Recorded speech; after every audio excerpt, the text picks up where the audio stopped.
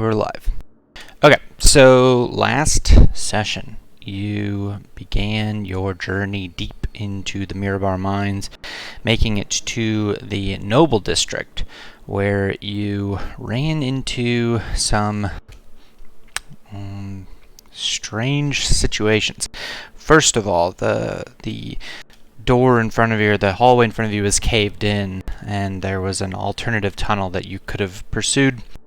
But you opted to work your way through the cave-in instead, digging a hole using Vosner's excellent shaping earth abilities as a earth elemental. As you got through to the other side, you found yourselves within a large chamber with giant stone dwarves sort of ornamenting it on all sides, and a massive set of double doors, presumably leading to some sort of royal chamber of sorts. But before you pursued in that direction, which Vosner's sort of ping of the entire level had indicated might lead to the lower area, you decided to open up a side door and traverse down that hallway, where you sprung a trap. Oozes, known as obelisks, were waiting for you and jumped you as soon as you ran into them, and then they began to arrive on all sides of you, culminating with Janus, who showed up at the end, sort of watching you at a distance, and when it was clear that Vayril saw him and used his magic to get out of there, he pursued you into a very tight hallway where he poured some very corrupting small black worms into Isolda's face, which got into her eyes and ears and nose, and corrupted her momentarily. She lost control of her face muscles, and Janus could control her like a puppet, at least her speech.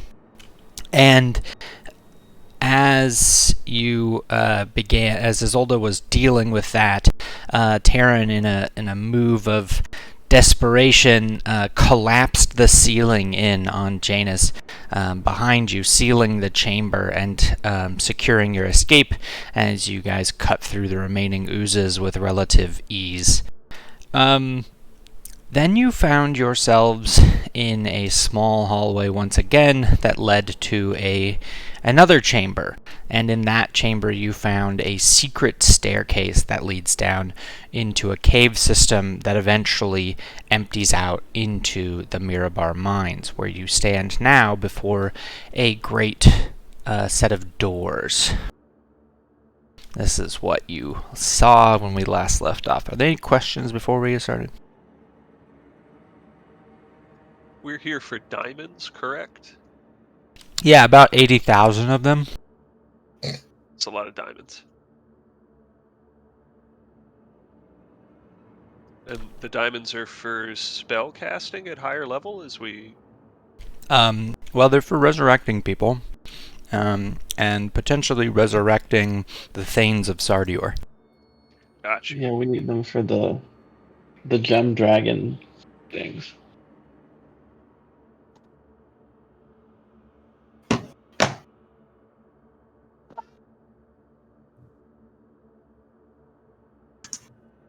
And, as I've mentioned before, the Wish spell has a lot of power in combat, but it also has a lot of narrative power. And if Vayril at any point wants to use that spell to circumvent an aspect of the quest line that you're currently on, that is possible.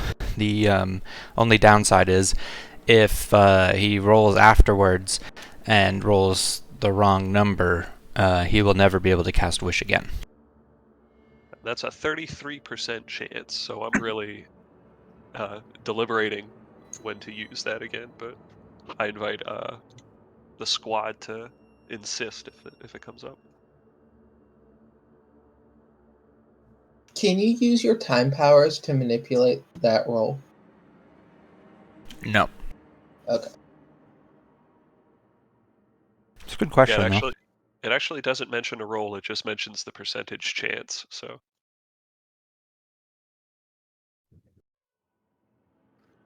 I don't even think that counts as a roll. Okay. So here's what I'm going to say. I'm going to say you basically have these caves are a long walk, but it's relatively quiet down here. If this is something like a time you'd want to take a short rest, you kind of feel a little bit secure, though you have no idea where Janus is or anything like that, so that's just available. You basically have a slight amount of downtime that if you want to try to extend it, you could.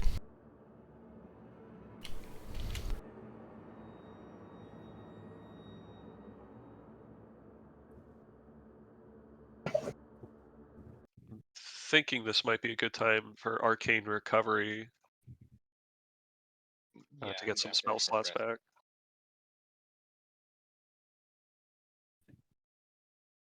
We haven't been asked to roll a d6, so.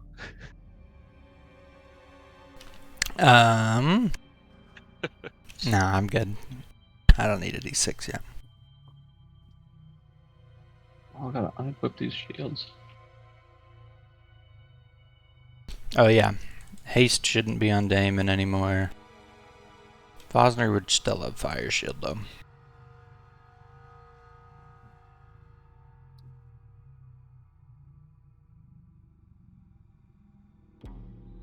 I'm down to take a short rest if the others are.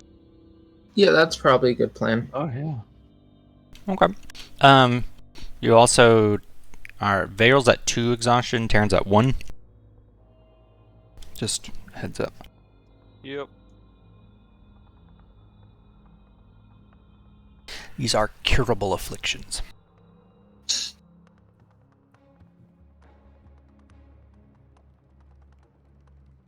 Yeah, how are we feeling about the exhaustion? I mean, I'm just at 1, so like we can save our resources. for Veil's that. moving at half speed because of his 2. Yeah, I do have an abundance of Misty Step and Vortex Warp to manipulate other folks. I mean, in theory, we should be getting a shit ton of diamonds soon. I'm not too perturbed by the half speed, but I may regret that in about 10 minutes. We just got to, what is it, 250 gold diamonds, so... No, you got 2 1,000 gold diamonds. Oh, well then we could probably use one for, part of one for, the Greater Restorations. Yeah, I mean, if we're gonna get a bunch of diamonds to replace it anyway, we're have a better shot of that. Putting in the investment now. So, I guess Easy and I should split the diamonds, so... You take one, and I'll take the other one. Whoever wants to cast it. I would vote that you cast both of them if you can. Because you can deal a lot of damage even when you run out of spell slots. And that is not true for me, necessarily. Okay. Fosner only has 1 5th level slot left.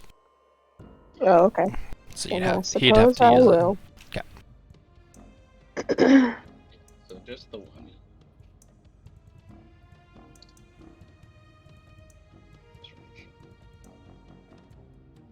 Okay, here we go. I'll guess another.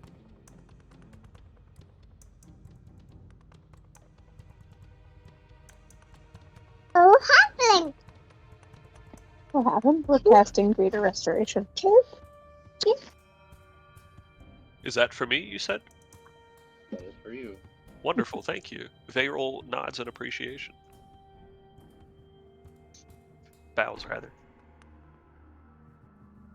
And perspectively. Now Veil is down to exhaustion 1.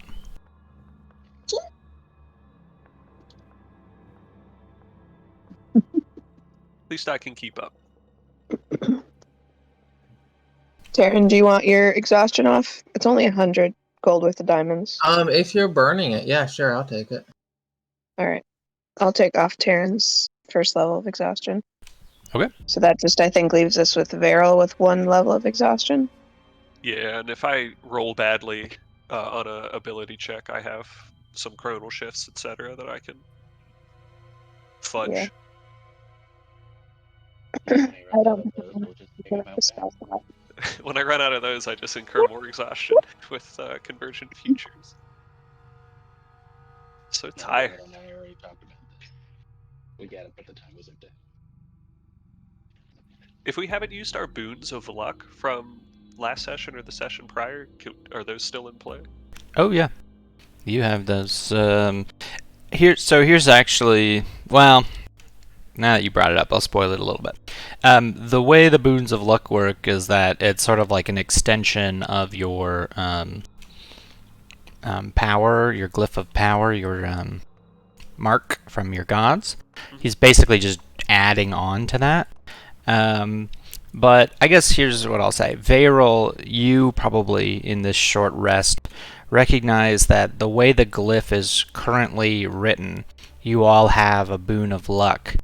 But you're also sort of beginning to be familiar with that primordial, sort of primal script that was written onto you, and you get the feeling that you might be able to write different things there, effectively giving yourself a different boon if you wanted to, sort of shifting that boon of luck into something else. And you might be able to do that for other people. So at the end of this session, if you guys don't die, you'll probably be able to pick your own boons of whatever you want for the next session. Though there'll be some limitations. There are some that are super overpowered. Interest. Okay, so you got your short rest in. Anybody who wants to do short resty stuff, do it.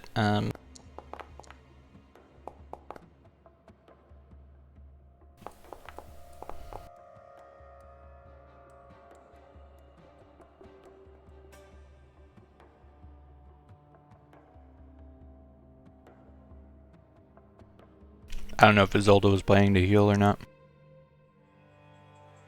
Yeah, he's a little busy. Okay. I'll just do it for her.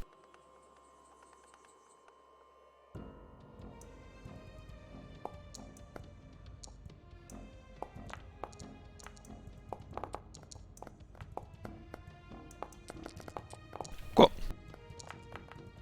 Okay. So, you guys find yourselves in front of a large set of doors. They do not seem to be barred or locked or guarded. It's just empty.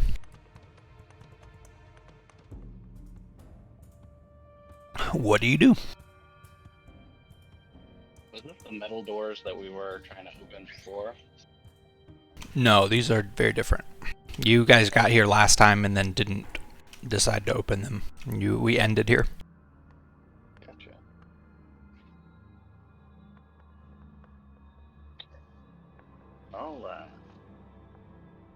Is there any way to like peer through a keyhole or crack or anything to see if we can get anything, any information on what's beyond the doors before actually opening them?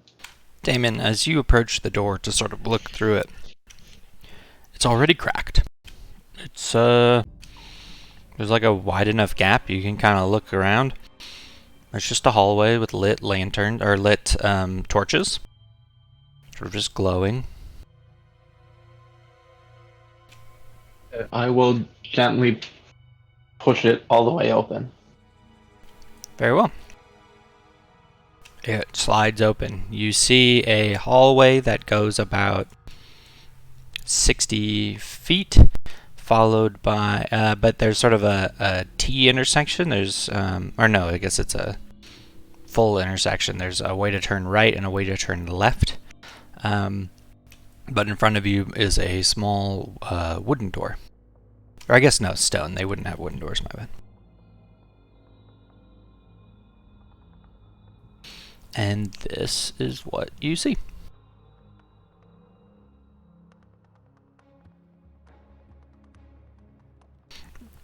The floors of this place are smooth, well polished, beautifully kept. You can sort of see your own reflection in them as you step on them.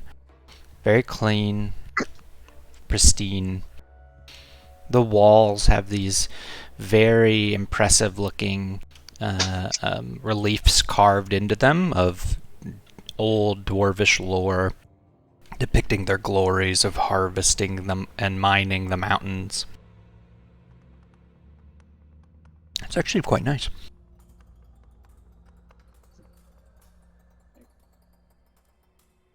You are free to move around, by the way. Any indication of violent confrontations anywhere on this dwarven lore? Nope. Oh, in the lore? Yeah, they're fucking, they're slaying, like, red dragons and stuff. There's, like, all this... I mean, it's all hyped up. Okay. Bosner, as you come towards this intersection, you see to the north a small... it almost looks like a bar, but, there's no alcohol. It seems just like a bunch of, contracts, documents. You glean just sort of looking at it like this seems to be maybe some sort of administrative area. Perhaps if somebody were selling or buying goods. There's a scale on the table.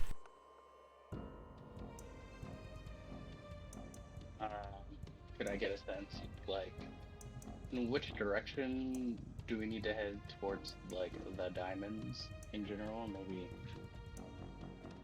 Maybe there's a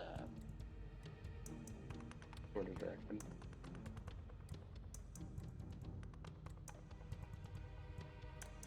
Yeah, you come in there and there's not really a, like, you are here map, but there is a, just sort of like, you get the feeling that the mines aren't far away from here, but this is sort of the administrative side. This is where people come in and make deals and exchange stuff. This is sort of the front-facing side of the operation. Is there like a back door or something? I'll just say you sort of look around the room. You find sort of a cellar with general, these are all just sort of like storage bags, so barrels and boxes that might be used to like carry crates of goods, but they're all empty here. They haven't been used yet. And the room has no sort of other exits. And is the torchlight magical or like... Yes. If the papers on the desk there are real, would reading them reveal anything, or do they seem freshly written? No, you can read them. Do you read Dwarvish? Isolde does, I think. Actually. Yeah, I do.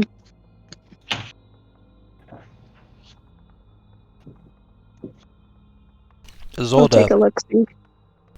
what you find is a long registry of transactions, large sums of gold paid out for small amounts of diamonds, all over. A large chunk of them being sent to Silvery Moon, Luskin,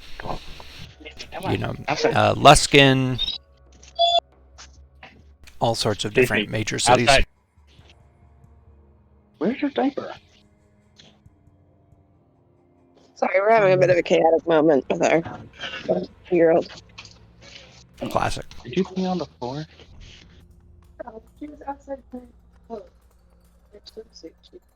Can I be examining the westmost door, the one that was basically like straight down the hallway, to see if it's got any signs of recent use, being trapped, magic being on it, or if it's just a regular old door waiting to be opened? That door? Yeah. Yeah, you can examine it. I'm just going to give it to your passive investigation. It looks fine. It's just a normal stone door. There's no locks. This is not meant to be something that bars the way. That's like a security issue. For the paperwork Izolda's looking at, what are the dates on the transaction? Good question.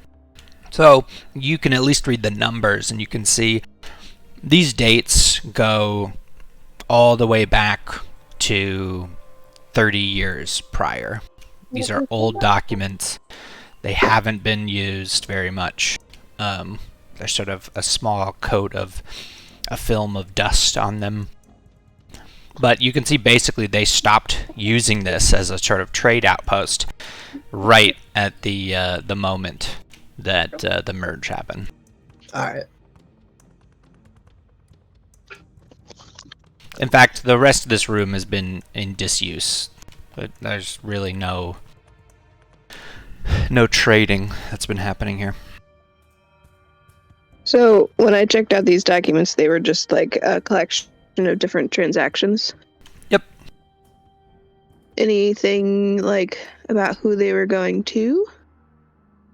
It seems Anything that would stand all out to me? above board, though I think you'd notice Okay. at one point that like Marin ordered like 5,000 gold worth of diamonds at some point. Nice. You'd see like a delivery to Mossstone.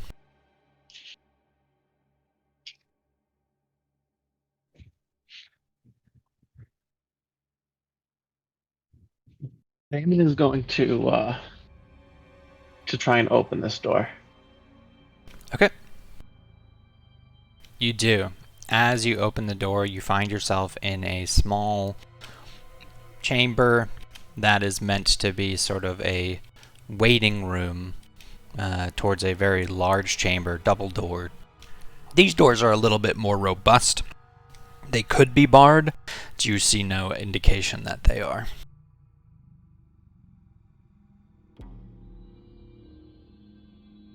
Do you think that door is going to take us to the mine?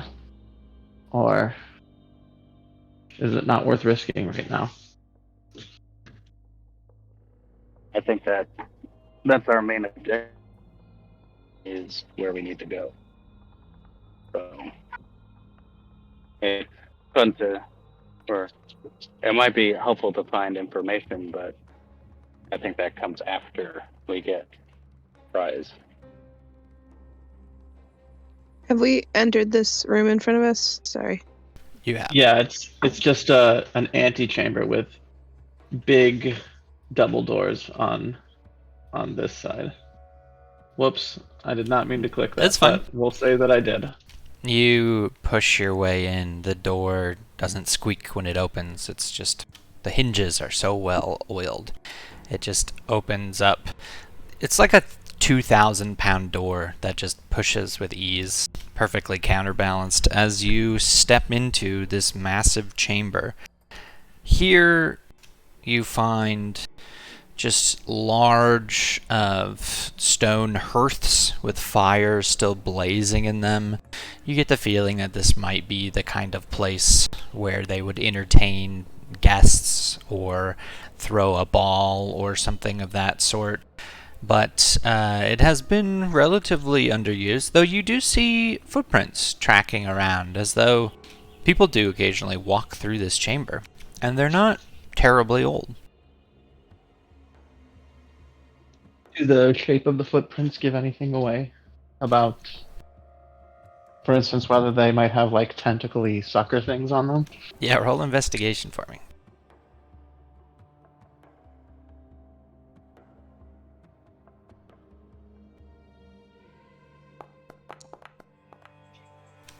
Dwarven-sized. Okay. Who is this leader, the statue at the one end? Yeah. It says, Salen Ramur. Hmm. Dwarf King. Do I know anything about Thalen Ramor? It's Salen, but, Thalen. you know that, he was I'll give actually history for me. Could I help as I'm... Well, never mind. I have disadvantage on checks.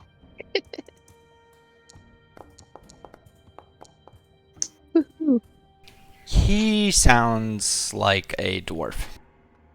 Yeah, he does. You were in Mirabar at one point. You're pretty sure you saw like a plaque that mentioned like Salen's reign or something. So you're like, I'm pretty sure this guy was king when we were here, but you weren't super attentive to that at the time. You guys mostly spent your time drinking in a tavern. Typical. Good. Wish we were doing that right now. Hey, teleport's a spell. Does this sigil in the middle of the floor look magical? Nope. It's gold. Really pretty. The light from the stone hearths, the fire in it, make the gold on the floor glimmer. And as you sort of look at it, it's not like a gold leaf that they've sort of put over stone. This is solid gold, like maybe an inch thick.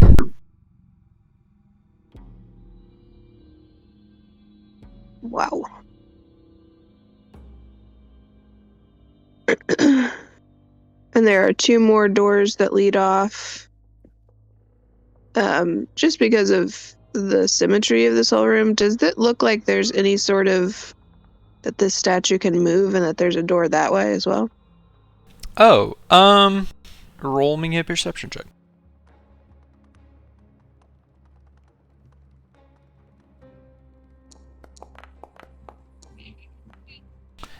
The stone is fairly heavy.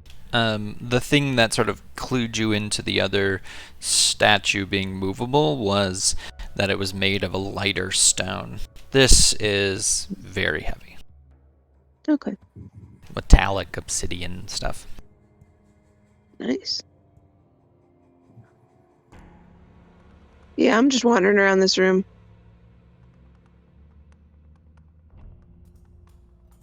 Individuals have been in this room, at least somewhat recently. There are tracks here, dwarven in size and shape. Perhaps Janice is not the only thing that has been in here recently. Perhaps Janice has not made it here at all. As you are sort of walking around talking, your voices echo faintly in this chamber, but not enough to sort of disturb you or make a loud noise, but it's just you feel the ambience. But with that echo, you also hear the sound coming down the hallway of, not coming towards you, but like the faint sound in the distance from this door of voices. People are talking. And not in a whispered way, just sort of casually talking.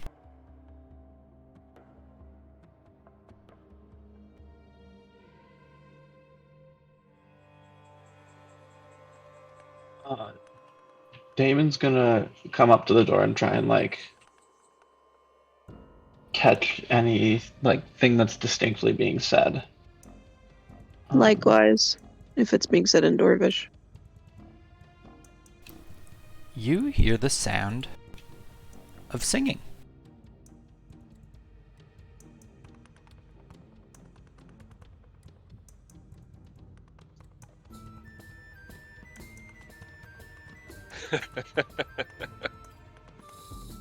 Can I tell what they're singing about?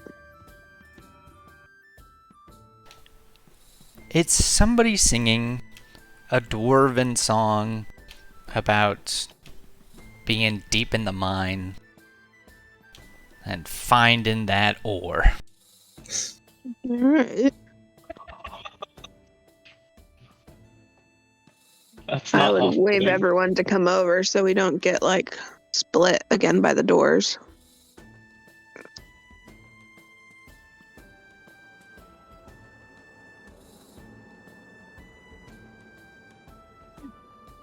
If we all do collect together, Varel... Well, I'll wait until we do collect together.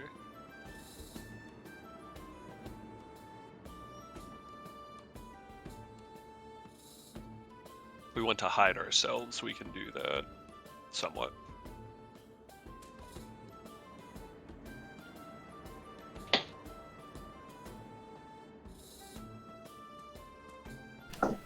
You just listening at the door still, Damon?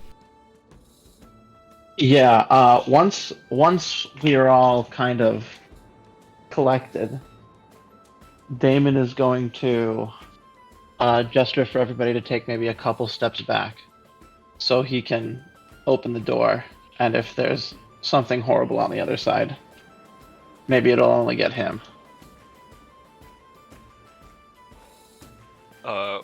While he does that, I'm gonna cast with my staff. Major image.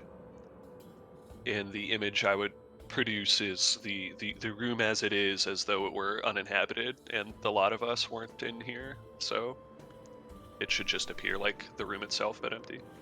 Okay. How many times can you cast that? Once per day, I believe. Okay. Did you use that to turn you guys into clouds? No, because you upcasted it, didn't you? You did like a thing. I actually don't recall. I also have Mirage Arcane, but Oh, maybe that's what you used. Wow. that's like a square mile, but maybe I did that. I won't worry about it too much. You open the door, and as you do, you see down a massively long chamber, well lit, well organized, that leads all the way down to what you can see just faintly in the distance is a banquet hall with tables. You hear the voices much louder now echoing through the chamber as somebody is playing music and dwarves are speaking loudly at a table, laughing and having a good time.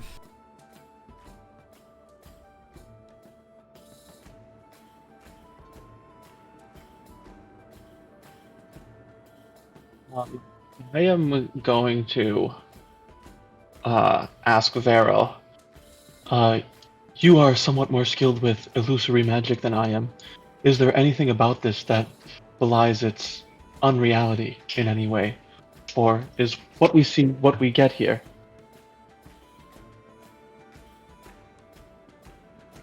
Good question. Does my true sight reveal anything? Oh, with your true sight, no. There's some dwarves at the end of a long hallway. It's 150 feet away. It's well lit, so. Yeah. Say it is as it appears to be.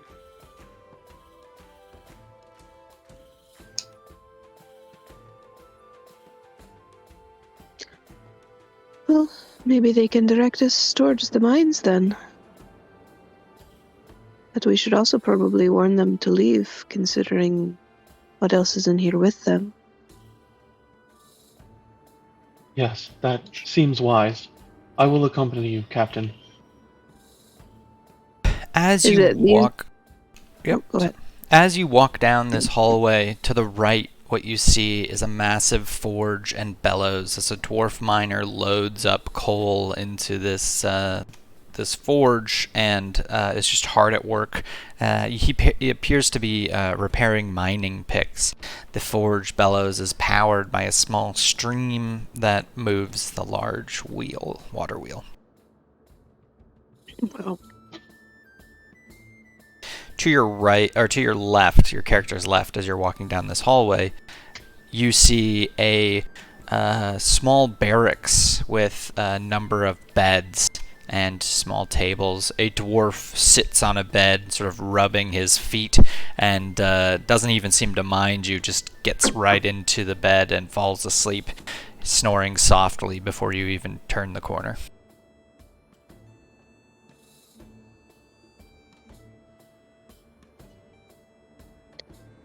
this is a little bit eerie.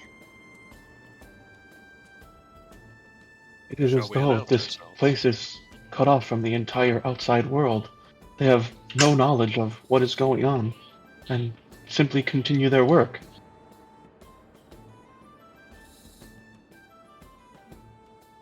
Again, Is that true, John, that, like, does it look that the Shadowfell has less of a grip on this area? oh, that's a good question. So, it doesn't. The Shadowfell still affects this place the same way it normally does. That I didn't go back and relight every part of the scene, so that's slightly on me. But I mean, I was only saying that in character as like yeah. it's as though. Right. So the sort of lack of light in this place of color is present. I was just lazy and didn't do it for a very complex mine. Oh, and as where Terran's at, he sees a to the right. He sees a set of tracks, which appear to be like for mining carts, indicating that the mine is somewhere this way.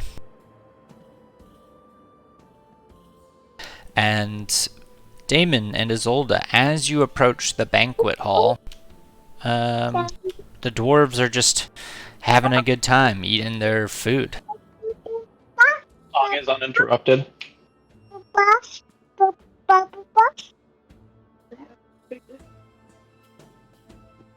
What was the question, Leif? The song is uninterrupted. Yes. There's no wreck reaction. it scratch. They're just having a good time.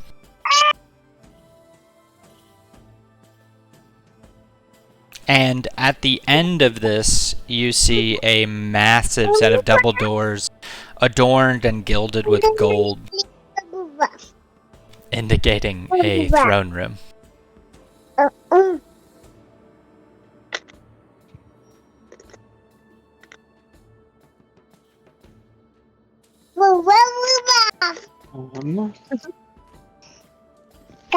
Wow, wow, wee woo. Yep. Sorry, we got a lot of that going on. Margaret's okay. You should follow the mining. Can I get a quick recap of what's going on? You walk down the hall, you saw to the left over here a set of tracks indicating trolley carts and a mine. And in front of you is still the banquet going on, dwarves eating, speaking with each other merrily. Okay.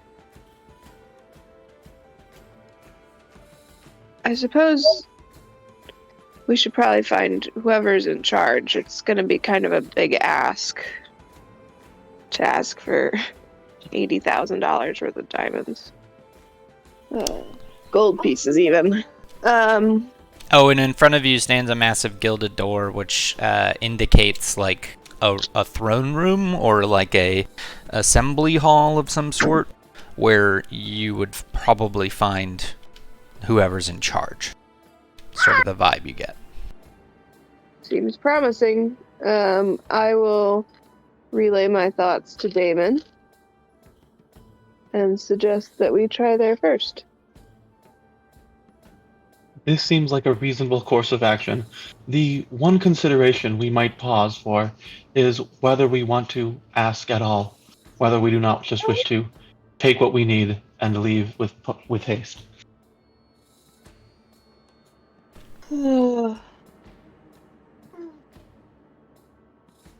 If it were a possibility, I wouldn't be opposed to it, but I don't know anything about the Dwarvish mines or where we would find the stockhold, or...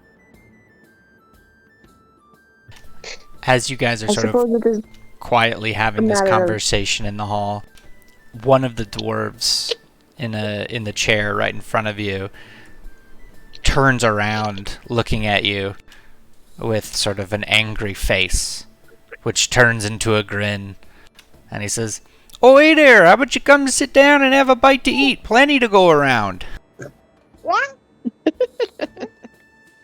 And he gestures towards like these chairs. And on the table, there's some mushrooms and stuff, but it's mostly just cooked meat. So there's not fish and pigs and stuff. It's just a bunch of meat.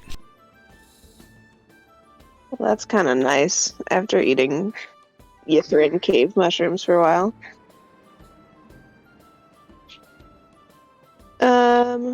Alright. Do you get many visitors?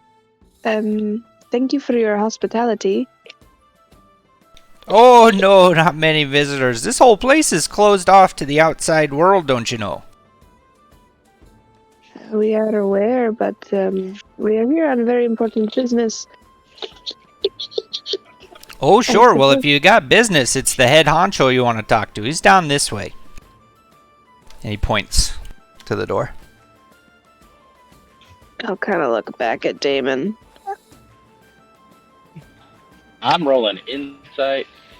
Oh yeah, inside You the know, shit out of it. I love the dwarves, but it's been 30 years. It's just Yeah, I'll Damon insight. is chill. and Damon is just going to ask, kind of nonplussed. And do we need an appointment to speak with this boss, or we just wander in at our leisure? Oh, his calendar is wide open, guy. Go on in.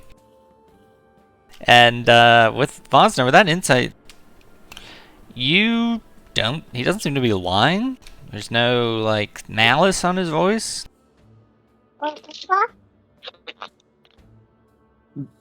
Damon is just going to wander to the door, maybe briefly inspect, see if there's anything suspect about this door, if it just seems like just a regular, really well-made throne room double door.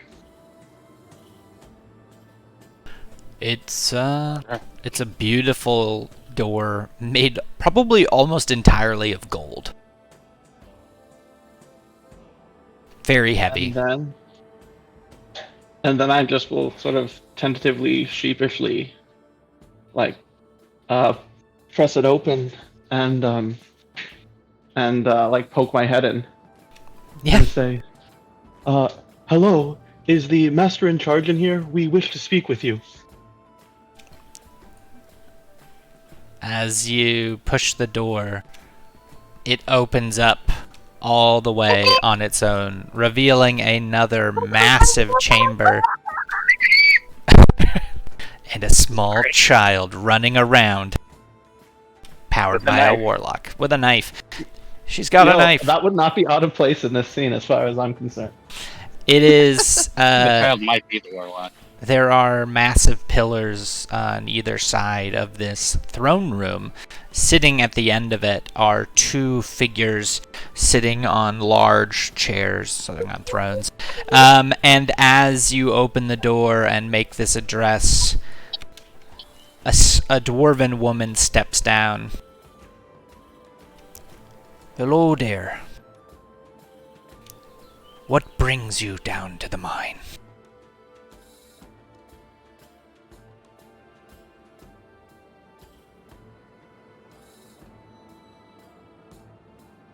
Well, our reasons are somewhat complex, but in short, we have come for diamonds. Of course, of course. This is the place with the diamonds. How many do you need?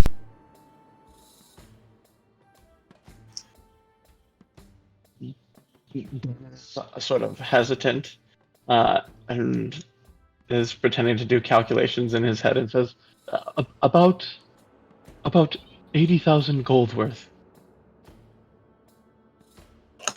She looks at you and says, "And what for?"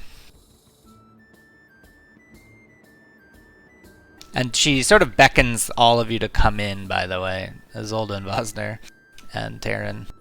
You're sort of welcomed into this massive chamber.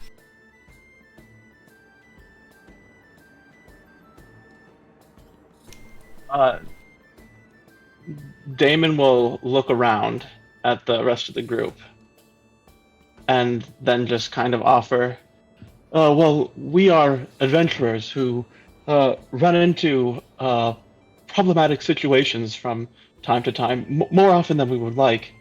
And we are just seeking to put together a sort of stockpile, a nest egg, if you will, for the unfortunate situations that might arise. 80,000 is a massive nest egg. Yes, but if you know what's going on outside your mind, then you know that things are quite bad right now, and bad things happen even more frequently than they have in the past. She crosses her arms and looks at you.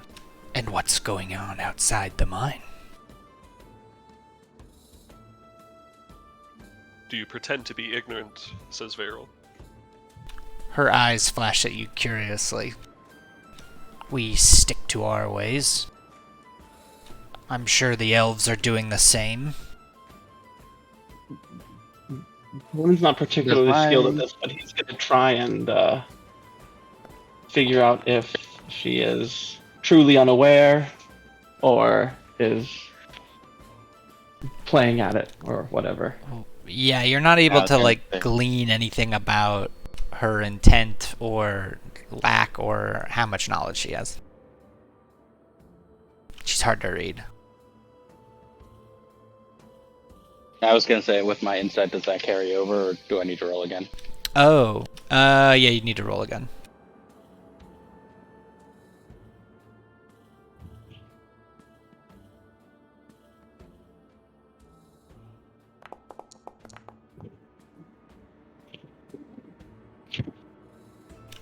Vosner, you also can't really read her. She's a woman of nobility. She clearly is skilled in diplomacy and social interactions. She doesn't betray anything with her question. Can I also just check if there's any kind of shadow magic or anything like that affecting her in any way? Or if it seems to just be the woman herself? You're gonna scan her with arcane or something? Yeah, that would be the idea. I'll let you do an arcana check, but it's yeah.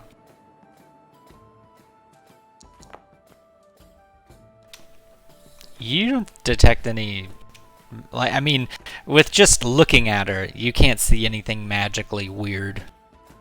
Okay. Varel says, in response to her counter-accusation, he says that the ways above are dark and lifeless. There is no music, there is no warmth, there is no joy. We seek the diamonds as an insurance policy, as we strive to correct that. Ah, so you're going to fix the problem upstairs.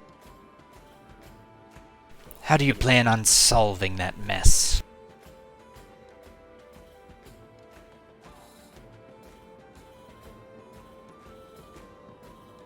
I'm trying to find a cool spell to cast, but You're just gonna cast a spell on her? not on her, just to Oh. demonstrate our power. Oh, okay. We are hoping to restore the world. I don't think that we can undo what has been done, but there are great powers of creation, not divine powers, but the powers of the earth itself, and we are doing what we can to make things right. She sort of paces, with her arms crossed still. So, you plan to use earth powers to fix everything? I don't think that we could ever claim to fix everything. In fact, I know for sure that we will not. There are many people whose lives have been lost and lives have been darkened by these years, and we cannot fix that. We are just trying to create a fresh start.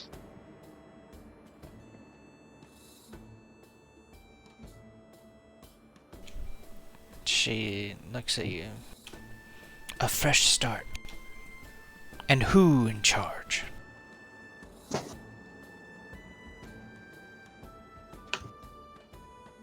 It is a good question.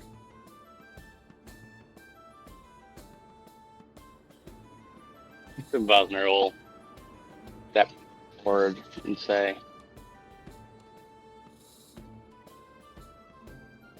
well, at that point, everyone will be able to carve their own path. Everyone? Everyone will have their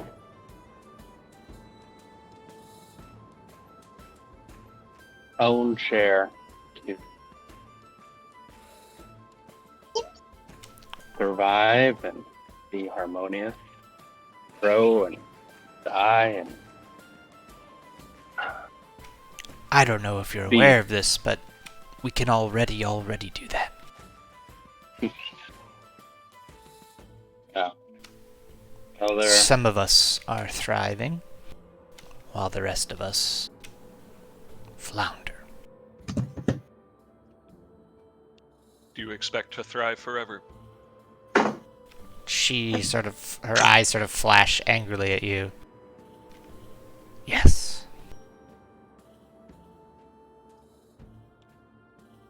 You see messengers from above in front of you now. Do you believe this to be the last time? The others won't be benevolent. Are you suggesting someone else could come all the way down here and pose a threat? There are others at the moment more powerful than us, and yet we found our way down here. Nah. I wouldn't worry about it. If they make their way down here, they might as well be at the center of the trap. That's that Upset. repeating of that phrase strikes in Varyl's mind. Was that the voice he heard? Is there a similarity in voice between what she just said and what he heard last session? Coming out of Izzy's mouth? You do recall Izzy saying something along those lines. So is she pacing back and forth? Yes. Okay.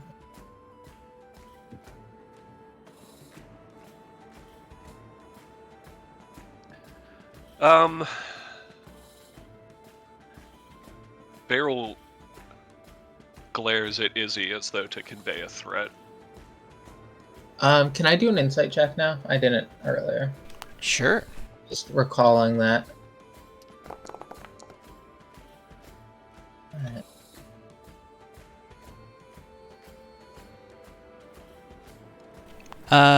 Taryn. What are you trying to insight? So I was... One, is she, like... what she means by trap, like that association. And then two, if there's any, like, deviousness about her position, or if she's just, like, an isolationist. You can definitely get an isolationist vibe. She seems sure that they are safe and secure, and that nobody could pose a threat to them.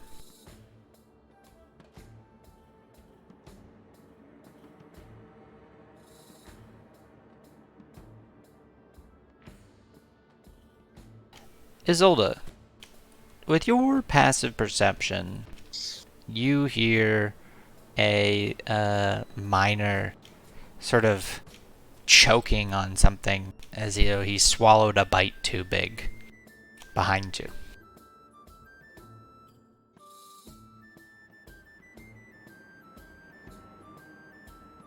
Sorry, I hear what? You hear a dwarf behind you eating at the table who Yeah. just started choking on whatever he's eating.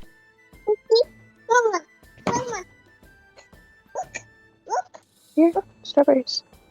Does he look like he needs help? Yeah, with your passive medicine, I think you realize he is starting to lose oxygen. All right.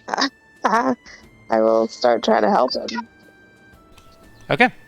So you go over to this dwarven miner and start performing the Heimlich, so to speak. And Yeah. as you do, you see him hawk up a large chunk of bone onto the table. And he looks up at you and goes, "Oh, thanks there. That's, I took too big a bite." Isolde, as you're looking at the table, the food that he's eating, you recognize the meat. Well, you recognize the bones. They're humanoid bones. Yep. Yeah. She recoils, but tries to keep her cool. He goes, I owe you big time. Don't mention it. Just be more careful. And he just goes back to just like eating really rapidly, stuffing his face. Juice dripping down his chin into his beard. Yeah, she like steps back and then like moves back towards the group and stands as close as possible to Damon. Elastil looks at you and says, thank you for saving him. In the meantime, or as that's happening, and as Damon doesn't realize what Isolde knows, he's just going to finally say, My lady, we came here for these diamonds, and we are not in a position to leave without them. If there is something we can provide for you, or something we can do for you that is in our power, we are more than willing to offer our services in exchange for them, but one way or another, we must leave with the diamonds we need. All I need is to know exactly what you'll use them for. If you are truly agents of good, then I will give them to you.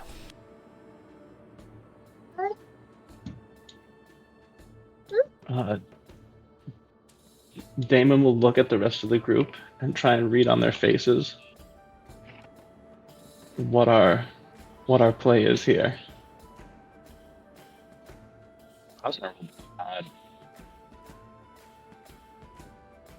He's getting impatient. So, you know him, he's just a straight shooter. I just want to remind everyone, we're not supposed to tell anyone about this whole Sardior thing.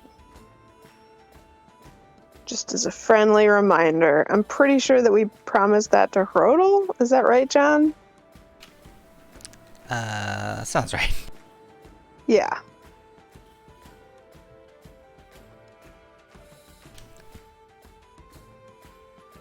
So I guess I joined the group at this exciting, intense moment. And after looking at everyone, Damon will say, I had a very powerful master, Moltanus, and his lady, Polaris, many millennia ago.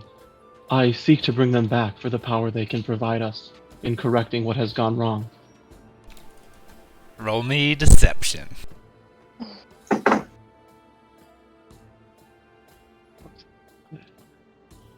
gonna chronal shift if it's a failure. You also have your boon. I will I'll probably use my boon of luck here. Okay. So, what are you guys stacking up for? You doing boon of luck? Okay. It's 20. 20? Is that all you're adding to it, or is there anything else?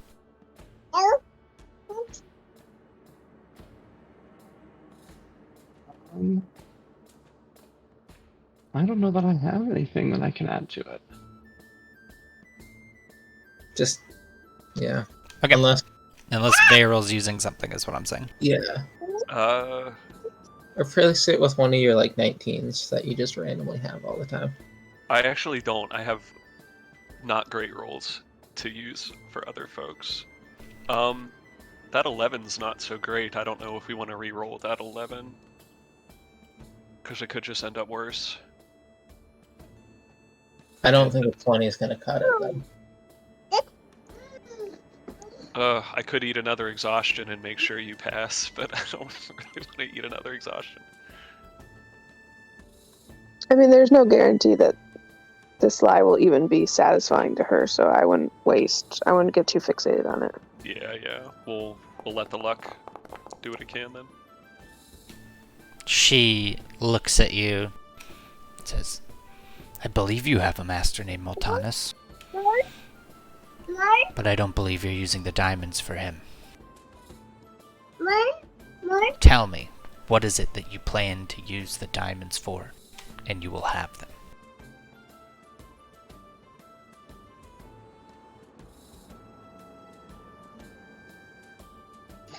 Taryn will step up and say,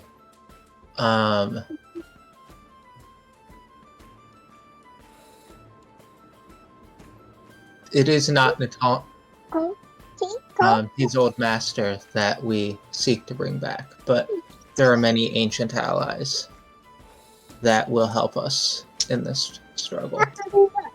She steps forward. Who?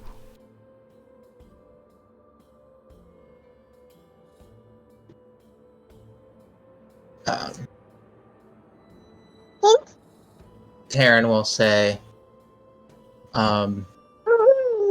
ancient primordial forces, whose names are long forgotten. Roll deception for me. Deception.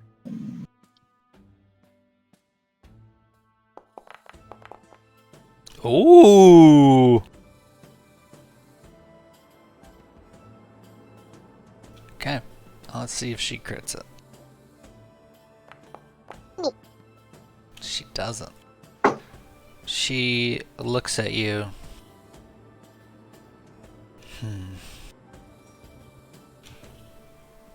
If their names are forgotten, then you won't have any luck. The magic requires the name. She sort of steps back, defeated. Yeah, can I insight check whether or not she is like actually upset that we're not gonna be able to fix things then? Yep, go for it.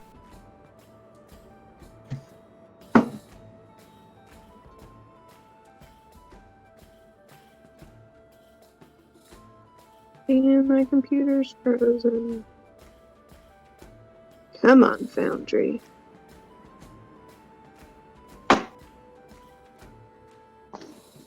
Turns out all the Google Fiber in the world can't help you if your laptop is like 8 years old.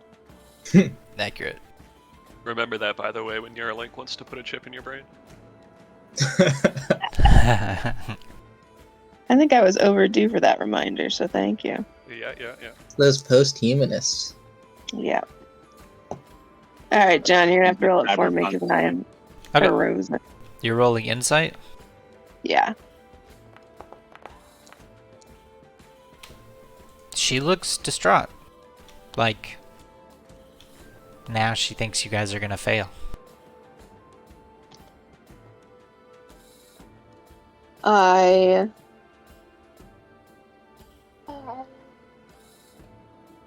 I'll just sort of like move a step closer to her and echo that same sadness on my face and say, we are going to try our best, you know. We have resources, magics, things that are needed for this fight, and I feel that we owe it to the world to do everything that we can to use those resources to try and restore something. And I know that these diamonds are a very precious resource for you, but I do believe that we could use them to make the world better.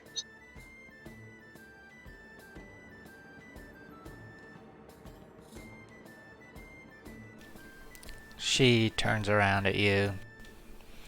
You can see like a little bit of hope in her eyes.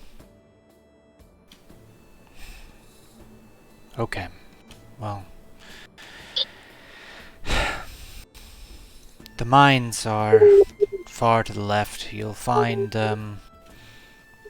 as much as you need.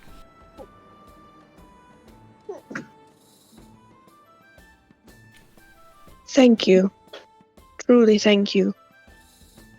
And if we do succeed, we will tell everyone why. She smiles and her eyes sort of beam at you. There's a moment of pride on her face.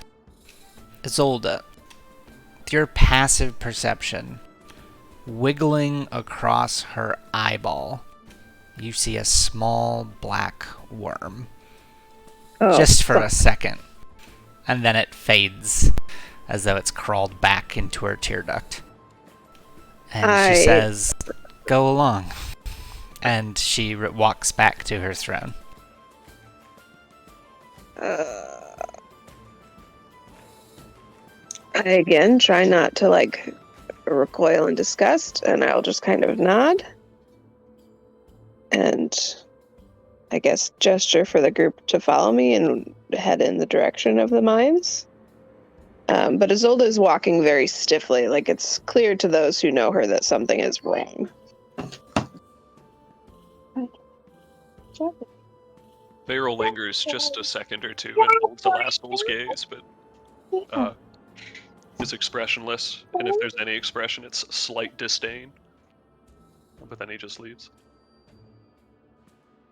Okay. You gonna eat your strawberries? No. No. I'm gonna eat them. Okay. You can head back through the banquet hall. There the dwarves munch on their mighty feast. Mm-hmm. Oh yes. Can I just like keep us moving down towards some sort of isolated area headed towards where she said the mines were? Yep, I'm just moving you and Vosner's tokens for you. Yeah. Sorry, So I'm I'll trying. lead the way. No, it's totally fine. I just figured it would make life easier. It would. There's a baby, there's strawberries or whipped cream. Oh my god. Just trying to like paint Fox's nose with the whipped cream. It's a whole thing. Oh, sorry. I meant to go this way. This map is enormous. Yeah. Of course. Wow. Cece, are you the monster in the mines? What does a monster say? So, Rawr. you guys just work your way. The sort of sounds in the distance of the tavern music fade as you work your way through these caverns to a massive diamond mine, where you find a number of dwarves loading diamonds into crates, and you just see thousands and thousands and thousands of gold worth of diamonds heaped in massive piles and carts. And the dwarves sort of don't mind you as you come in. Beryl's gonna wait at the bridge, assuming the others don't go too far. Okay. Yeah, Terran will be like equidistant between them. I'm guessing Damon's coming with. I sort of fell behind. I would like Damon right next to me, please. Yeah, he comes with. Very well. Is And he notices that Izzy is moving weird and like really fast, like such that he is struggling to keep up. But he's just like, yeah, we're just in a hurry. Want to get this and get out of here. Yep. is the bridge that we crossed made of wood, or does it have like immaculate dwarven construction? Immaculate dwarven construction. Metal chains make it a suspension bridge, and the sort of like planks are made out of, let's say, some sort of stone. Okay, thank you. Small dwarven children yell in the distance. They demand more whipped cream. Clearly, the strawberries are not the exciting part of this summertime snack. Okay, so you find yourselves surrounded by piles and piles of diamonds. I will announce to the miners who are in here that we have been given permission by the Queen to come and collect diamonds for an important mission. And I will just begin taking diamonds and putting them in a bag of holding. I don't know how many bags of holding we have. I don't know who's carrying them. The dwarven miners one of them comes out. Oh, sure. If you made it this far, then you're probably allowed. Go have at it. And he just points to just crates of diamonds. Nice. I think a couple of us do. I think Osner does. I think all of you have bags of holding now. I think we just decided that one purchase you did was everybody has a bag of holding. Sounds Great. right. I will try to use my knowledge of magic and estimating gold to just start fucking loading diamonds in these bags. Yep. You begin. Can everybody roll me a d6? Nope. Gladly.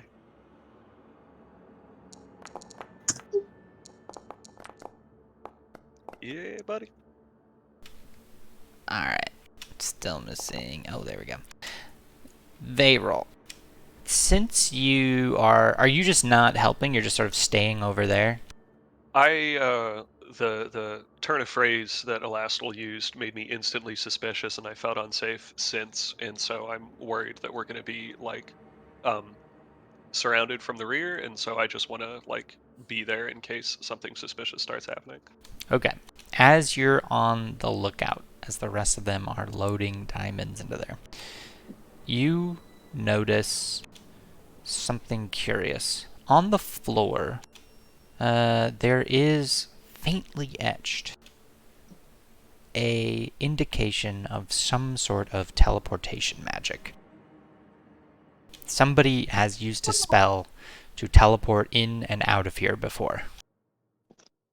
And as you go to investigate it, roll me an Arcana or Investigation, whichever you prefer. It's gonna be with disadvantage, isn't it? I may chronal shift, but let's see here. You said Arcana or Investigation? Yep.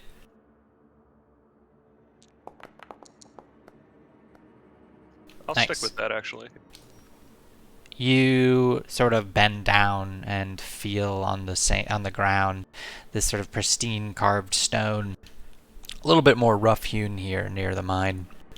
There's a thin coat of the chalk that you need to draw teleportation circles, and it has been done multiple times here, as though somebody has arrived here and teleported away from here, and the miners have sort of scuffed out the teleportation circle to hide its appearance, but they have failed to adequately do so.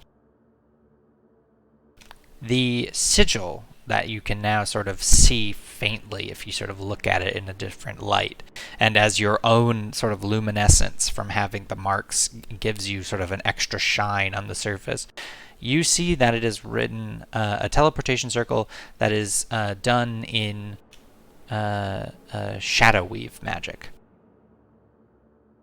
Cool. Yeah, so they're probably buying their independence with diamonds. Sounds right. Great, guys. I would like to do something to that sigil if I can be subtle about it. Sure. Let's see here. If I have a minute to cast this particular spell,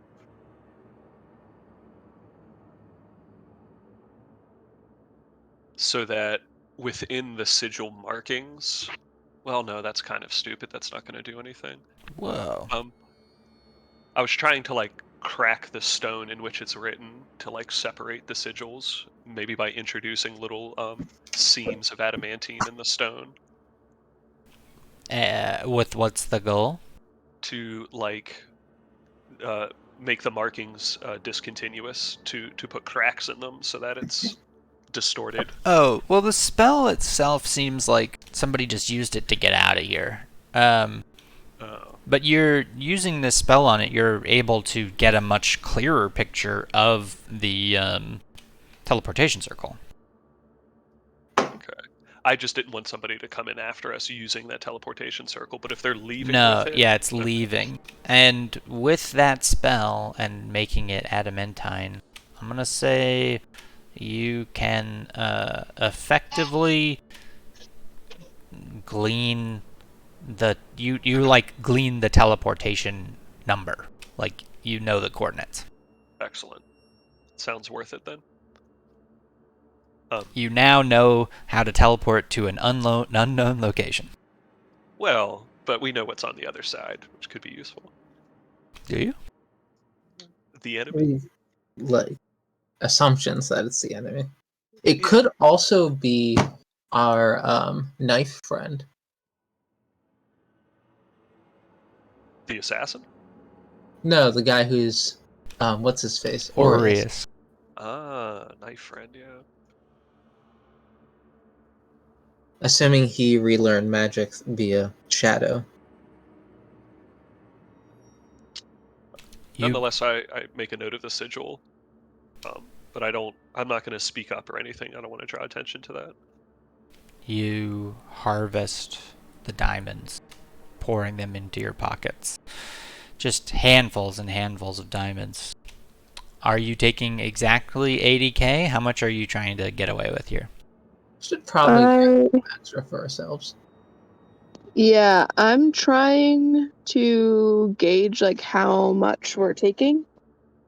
With the goal, obviously, of getting 80k. If we hit it, I'm gonna take a little bit more. And I'm also going to like turn and whisper to Damon and just say, "We are not safe.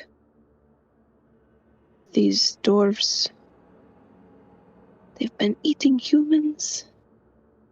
And the queen had that same thing that was happening to me with her eyes." And she like sounds like a little bit just like totally crazy right now. It's a little conspiracy theory sounding.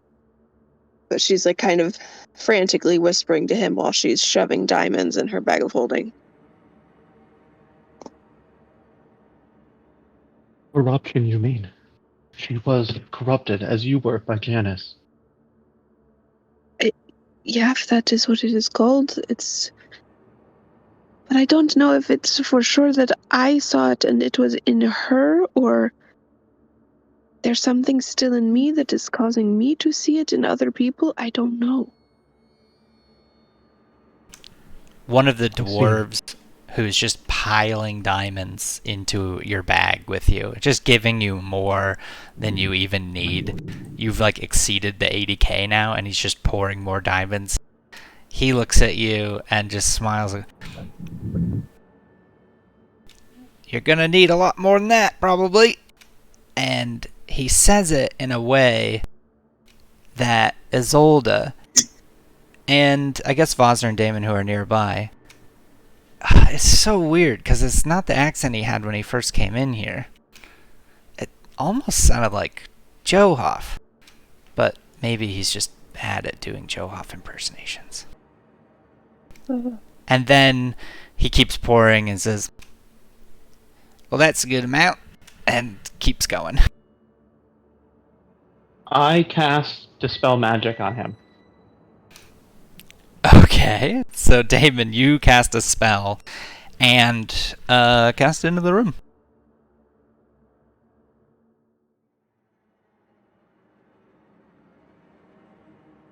Oh, we got our diamonds. We should probably just like teleport the fuck out here. I'm gonna say you guys have collected 105,000 gold worth of diamonds. Okay. So that's just like where you're at currently. Damon, you cast Dispel Magic. As you do, the dwarven miner, who's sort of just talking to you in sort of different accents each time, throws up a big pile of black worms and sort of hits the ground on his knees, looking up at you, sort of bloodshot eyes, and goes, "Get out of here." Yep, it's time to run. And yeah. Does it look like I could kill him with a single strike? Oh yeah. He looks super frail, like and there's just a look of fear and terror as he seems to no longer be under the effect of these worms. I'm running. I will put him out of his misery. Okay. Oh shit. Damon strikes him down. What if I come back to? It's actually kind of perfect because Varel is in the other room when this happens. Yeah, Damon, you strike him down with a single blow, killing him instantly. And the rest of the dwarves all turn to you in unison, Damon, and say, "Center of the trap." Oh God. And then I will sprint, and as I'm sprinting, push everybody so that we're right around Vero. And assuming I can get us all clustered, I will cast this in a dome around us. Interesting. Awesome. So can anyone just teleport us out of here? Yeah, I got you. Now, is Wall of Force one of the ones? I will say, Okay, yeah. yeah. So I'm going to tell Vero, get ready to get us out of here. And when you are just about to cast, I will drop the wall. Where to? Do I know the sigil will- for any safe haven? I can bring us back to Joaf's temple, but that's about it.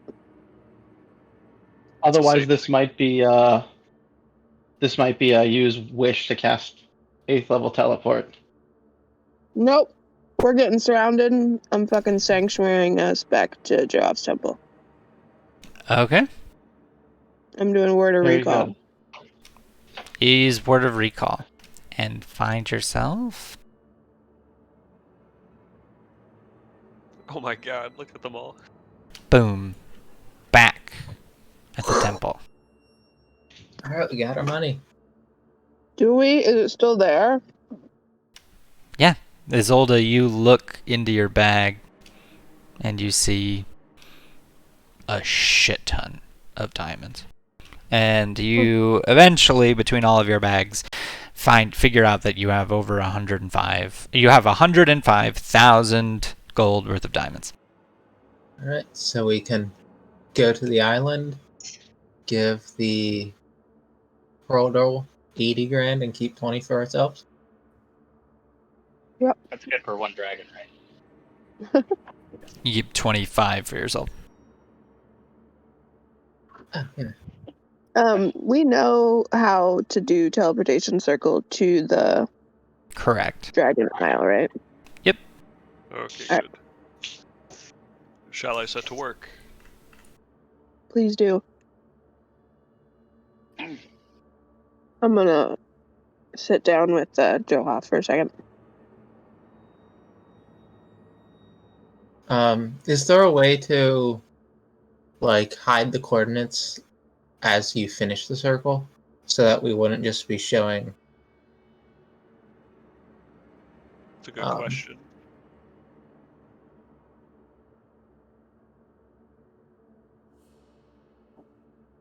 Oh, you could do it outside on the snow or something. I don't know. Oh, yeah, that. Yeah, but it just disappears. If that's reliable enough, I would do it immediately outside of the door. Okay. It's inconspicuously. You could do it where the snow will fall on it and cover it up, I guess. That's what I was thinking. Yeah. Okay. We'll accompany him outside just because we know this isn't quite a secure location as we had hoped at one point. Varel, as you arrive there, you're drawing, you're scrying, you're working on the circle. Another orb appears, scrying on your location right as you're finishing. I erase everything immediately. At the instant I see the orb. Okay. If possible. Yeah. It sort And of just sort of oscillates around you, orbits around you. This might be a 8th level spell, just teleport. Situation.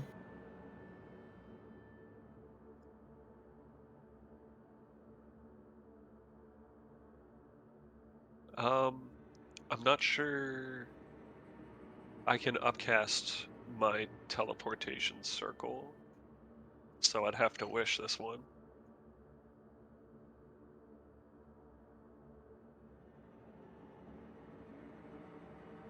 Could we get to the tree? If we like do like if I cast a tiny hut and you do it inside a tiny hut and I make the walls opaque, That do you could want to work. try that? You could I do mean, I that. don't know if they can. I don't know if they can scry on us inside that thing. If they can get a scrying orb in it, but we could at least try, I guess. How long does Scry Yeah, last? 10 minutes, I think.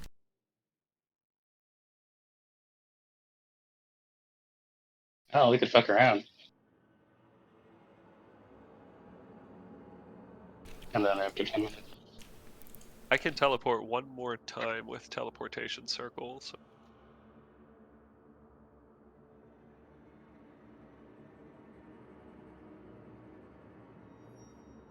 How far are we from the Koldahar tree? Currently, like a few days walk. Varel, you hear. Actually, Foster, you hear in your mind. Wait. It's time we speak again. The voice you recognize to be Larlock.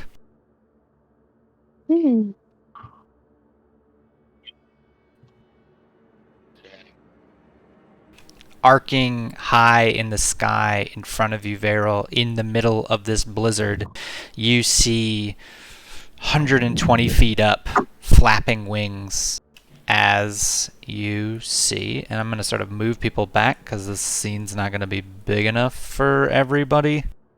Let's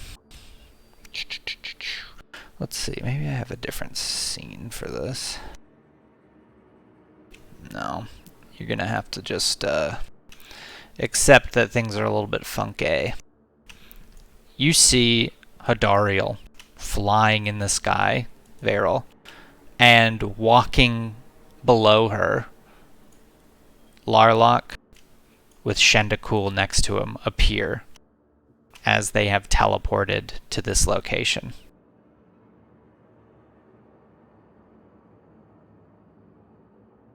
I'll run out and say, coming to speak with us again, probably just too late as.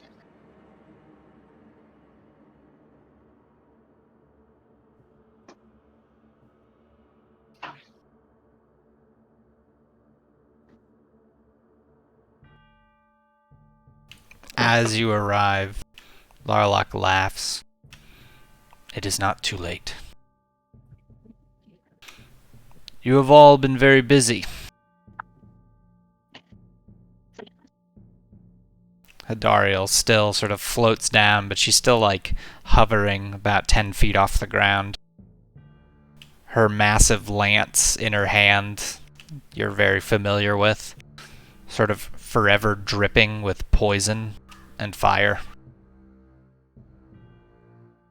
Metal. We tried to help you, and it appears that you've refused to kill yet another general. Have you acquired the amulet? Is she talking about Janice? No. You think back. The last time you saw Hadariel was in Waterdeep, where she attacked the other general, who I cannot remember her name. I'm sorry. Talona, yep. We weren't sure who was friend or who was foe. Understandable. So we got our prize and we left us. I've been watching you for some time now. It appears you've made the necessary alliances with Rodel.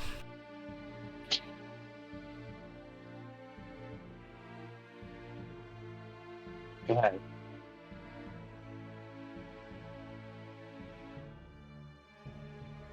Now we got one. Yeah, above table, we gave that to Frodel, didn't we? Yep. Yeah.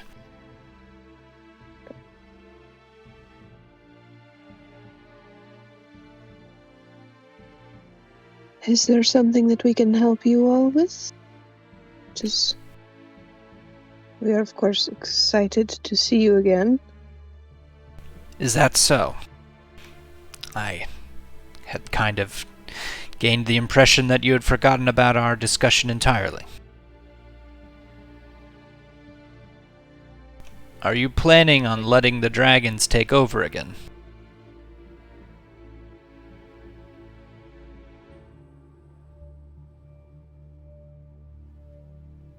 He eyes all of you. Above table.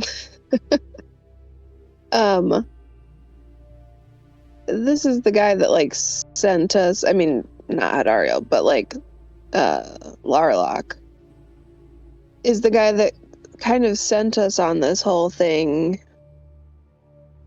not necessarily to restore the dragons, but... To overthrow the old gods.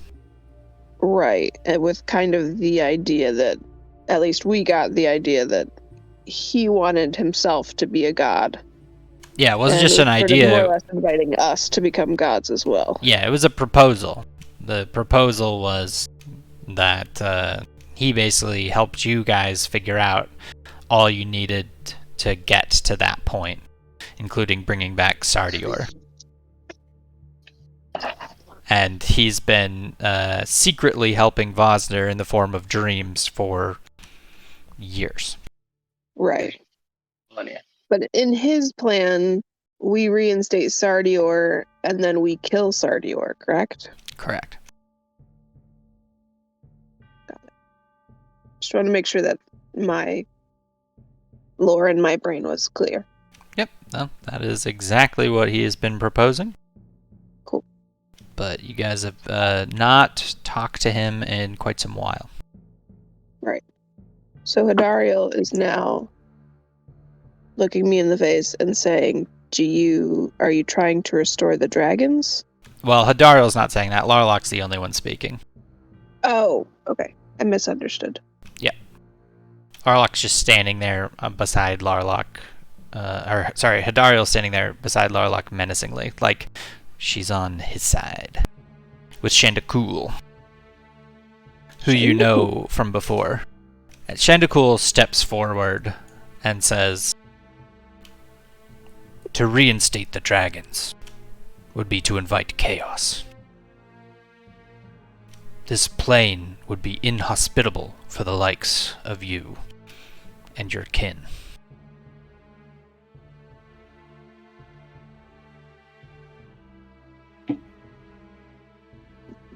Well, we have to bring the dragons back. One way. One step. Indeed. But we fear that you have forgotten the next step.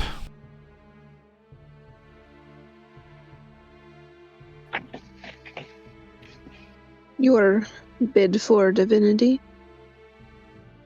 He looks at you. I'm already divinity. This is bid for a new order.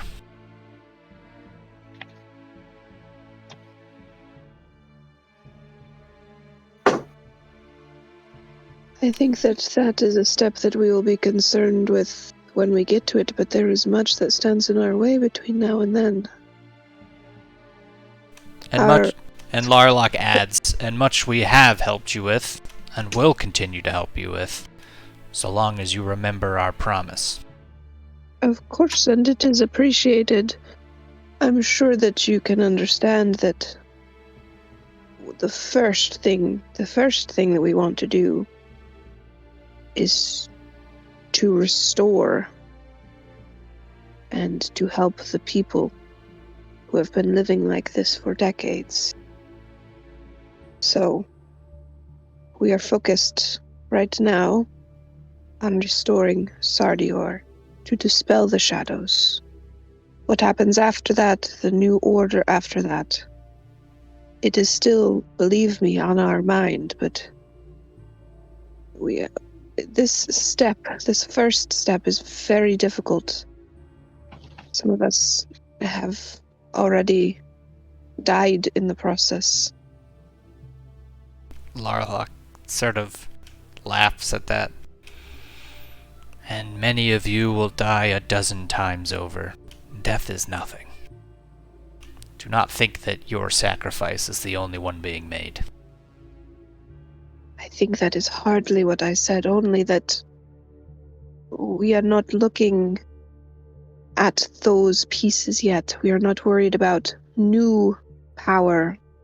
Well, We you are should be trying- worried.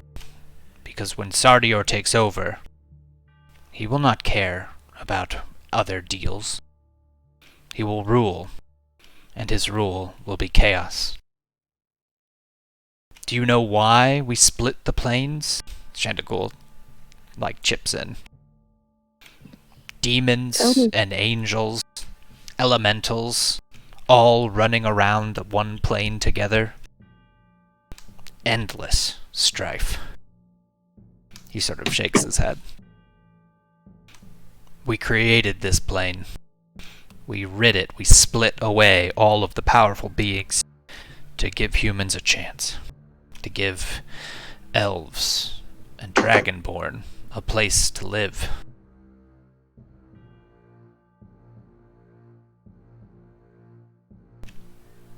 If you reinstate Sardior, and you do not have a plan, if we are not there to slay him before he grows in power, before he diminishes us, all will be lost.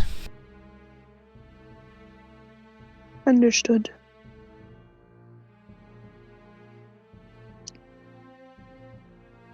Very well. And Larlock says, "Good. And I have an additional gift for you." And he holds up the necklace that you recently saw the Queen of Luskan wearing.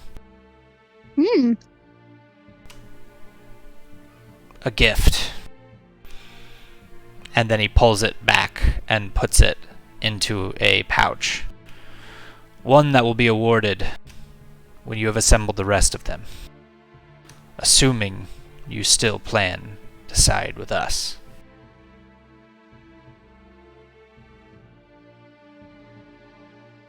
See? Your insurance policy. He Well- smiles. Like I said, there's much to do between now and then.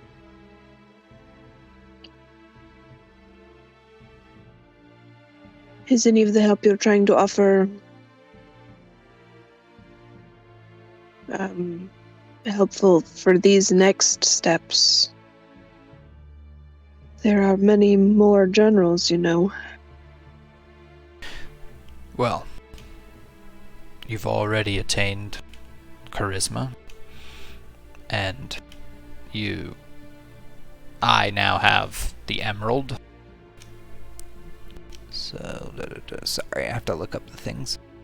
You have the emerald. There's only 4. You have the sapphire is already good to go. He's got the emerald.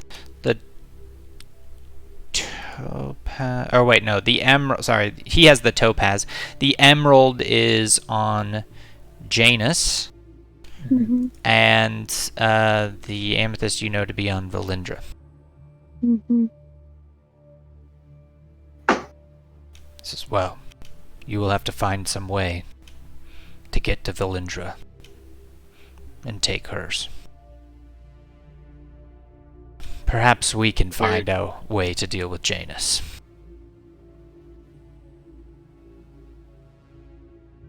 He seems to be one step ahead of us, collectively. Yes, I would be very careful if you tried to go up against him. We are very familiar with his ways.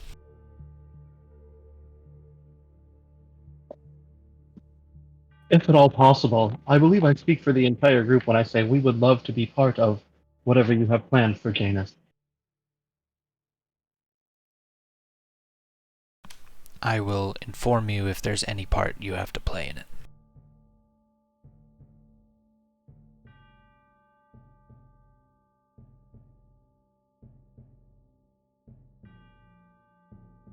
Do we have any idea where Valindra is? In the floating city above Mossstone. Near the heart of Shar's power. It's gonna go great. Easy peasy.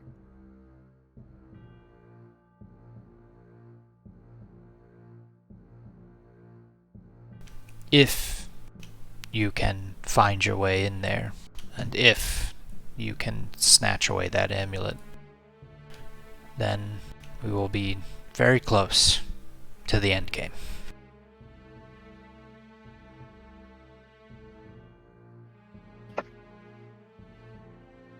Indeed, we will. Tell me, is the Queen of Luskin dead? No. She is in our care, along with a few of her associates. But the battle for Gunderlin is lost. The Netheries have taken it. It seems their confidence was misplaced. Perhaps. Though Talona showing up at the last minute gave them a serious edge.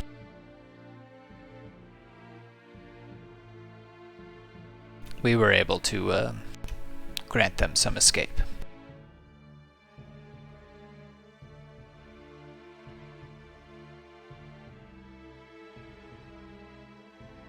Well, Fortunate. it appears we all have work to do. Remember to stay in touch. I grow tired of watching from afar. It would be nice to just know what's going on.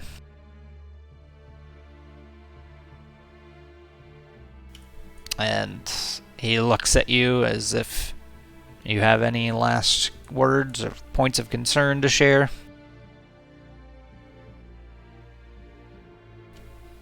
And he walks away.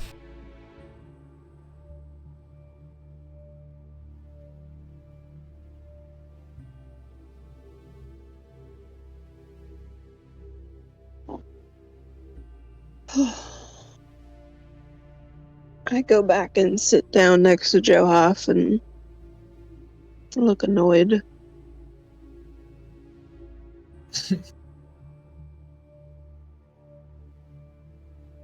Well, I suppose the next thing to do then is to find Valindra.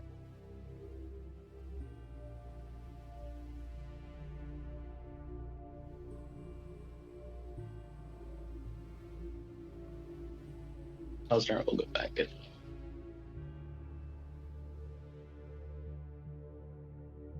What did you think they meant about the world being too chaotic for us to survive in it?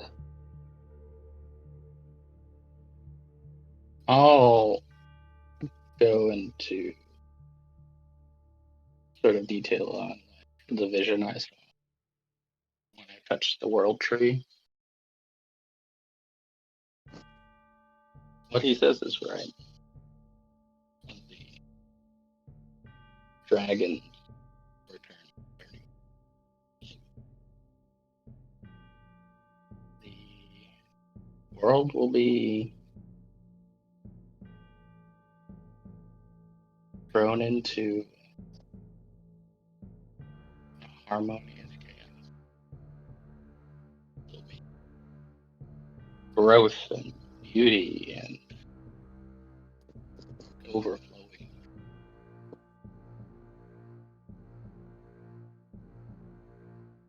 Strife and suffering and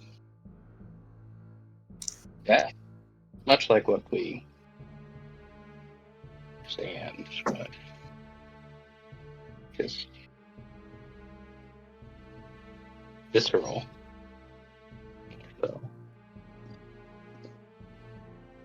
The way that he explained it, though, was not that it would be just, chaotic overlapped with strife, but that it would be actually inhabitable for humanoid creatures. Halflings, dwarves, humans, elves. That these powerful creatures all existing one on top of each other, the elementals and such, that there would not be opportunity for humans to have settlements or any sort of stability. Is that true? could I gain from that vision that I had if that would be true, or if it would be like It would definitely be that, like, the humanoid presence would be a minority, and they would be a very, like, it would not be like kingdoms of men. It would be like it'd be like Jumanji. No, be like that Jumanji, just like survival of the fittest. state of nature, the bad one. Warlock speaks as though he is concerned for the well-being of humans. I do not think that is the case, and I do not trust him. The world even before the merge, the world after the merge, any world we enter into will be one in which humans struggle to get by. Anything to the contrary is in itself an aberration. And his case is not helped by the company he keeps. That too. For the record, you do know Shandakul to be a neutral god. That's not who I was referring to.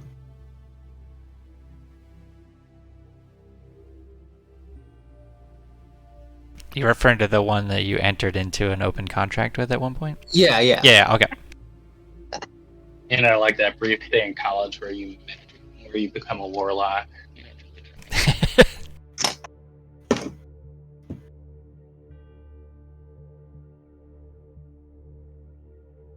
It will be difficult.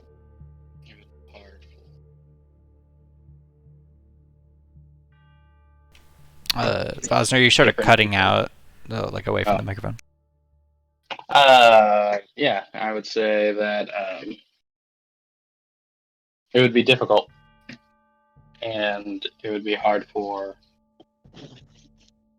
humans to survive. It would be harder, I think, to bring Sardior down in the first place.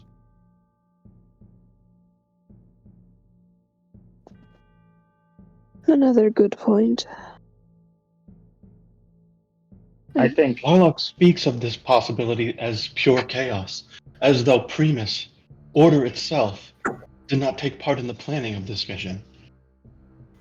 He does not speak of order and chaos as absolutes. He is speaking of a specific order, an order he has in mind, one that he decides on and controls. This is just my view of things. Point of order. The path line that Primus ordained is the one where you all reinstate the previous gods to power.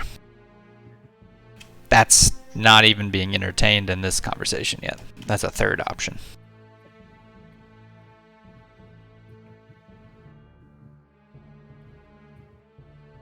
True. So, you could also bring back Sardior, kill Sardior, and then reinstate the previous powers.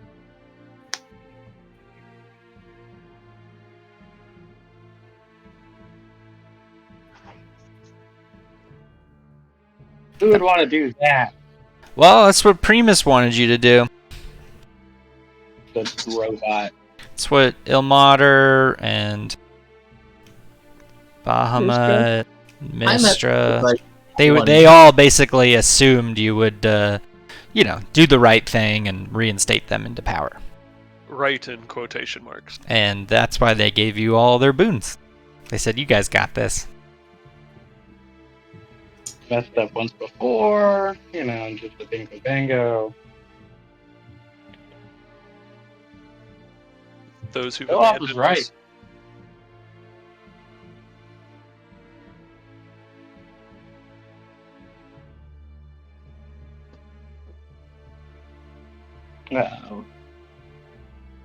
Wagner would say that I really don't know what to do. But the way the world is now, we need to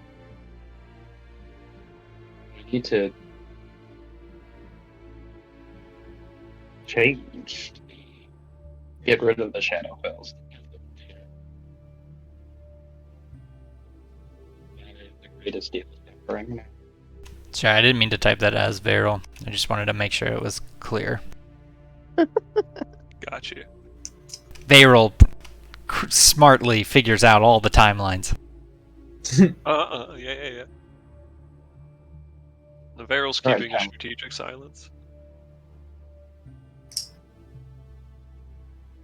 By the way, I know that I'm not exactly your squad leader, and I shouldn't be speaking for all of you. But at least in my head, I can't grapple with these questions yet. My first thought is just that we need to restore Sardior and see if that purges the world of these shadows that people have been living with, and to rid the world of this shadow weave magic, and that is all that is on my mind right now. The power structures that come after are not as important to me, at least. But I'm sorry for speaking for all of us like that.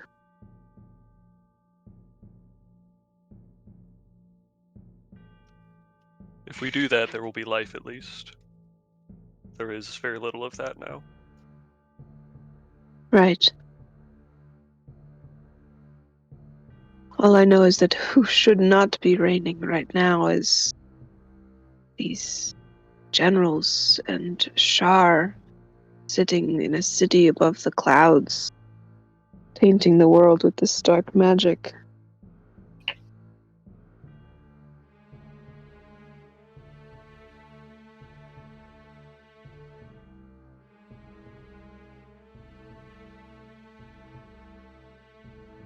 But yes, I suppose the next thing to do is to find Valindra and to continue collecting the amulets.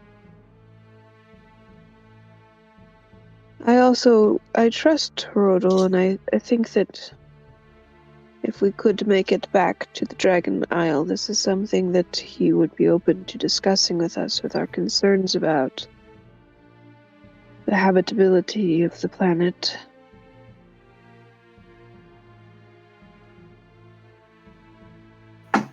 Need to see if we can give the humanoids a fighting chance.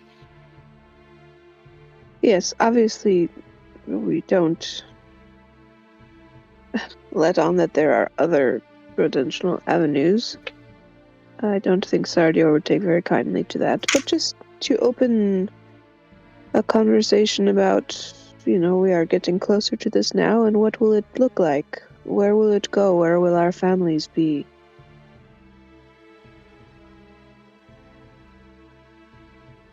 If they're still alive, I don't know.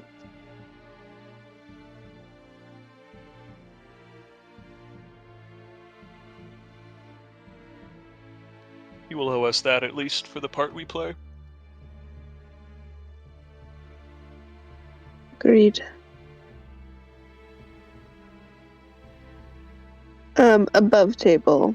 Where did we say the last place we knew Valindra was? She's in the, fortress above Mossstone. With Hanging Shar. out with Shar, yeah. Cool.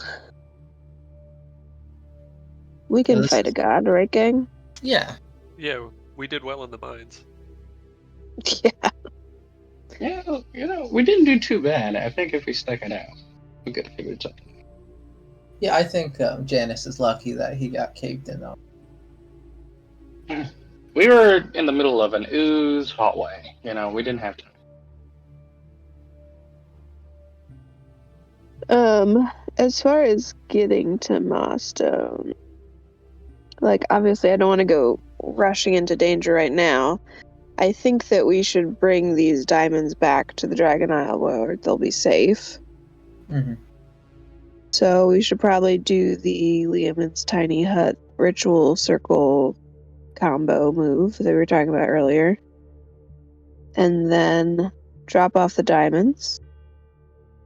And Take a try nap. to get to Milestone from there. Or figure out if there's a way to lure her out. Ooh, into the Wheeldath. Folks, what if we went into the Wheeldath? Hey, there's a giant gold dragon in the Wheeldath, isn't there? And an army of undead too, right? Well, The that's less giant exciting. gold dragon and the army of undead joined you for the defense of Milestone. Last you saw, they were losing that fight. 30 years later, you know that Milestone was conquered pretty quickly. Not inspiring. Well, Mr. I don't know. I still like the idea of luring out to the Wheeldath, or maybe I just missed the Wheeldath. I mean, even without the dragon, we could do that. Like, the point is to get her a decent distance away from Shar. Yeah. On our territory as much as possible. What could we possibly lure her out with, though? I don't know. The old hangout of the Company of Eight is out there. Can make some show like the Company of Eight was coming from the dead. Some sort of threat gathering in the Wheeldath and see if she'll come out and see what it is.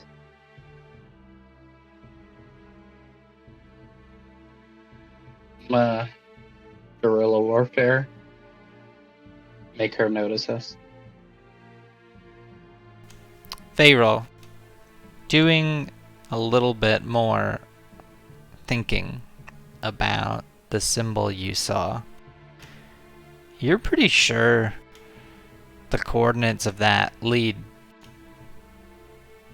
to Valindra's tower. Interesting. Makes sense. They need diamonds to resurrect just as much as we do. Villager's Tower being a part of the floating city above Milestone. Correct.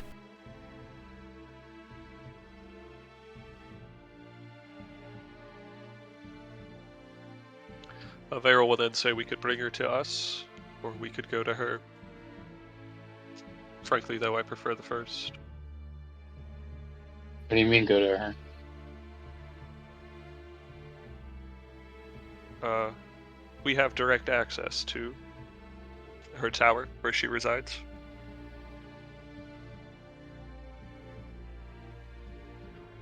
The mines contained a sigil teleportation circle.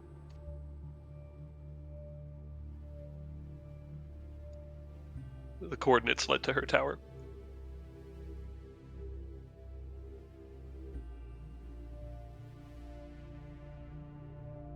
We could see if we can get in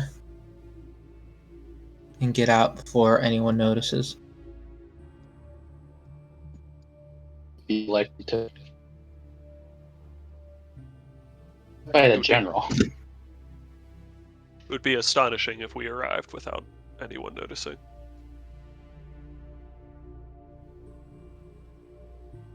I don't think Unless we we'd be drop the diamonds first.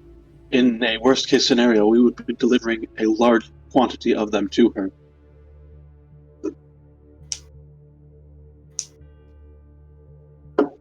We could perhaps send something else to her, not us. I don't know what this could be, but some sign, I think anthrax. some lure. Yeah, there's anthrax in Milestone, right? Piles of it. Did Vosner summon things from the Feywild still? They wouldn't be from the Feywild. The Feywild is cut off entirely from you all. Okay. Because I can summon Fey.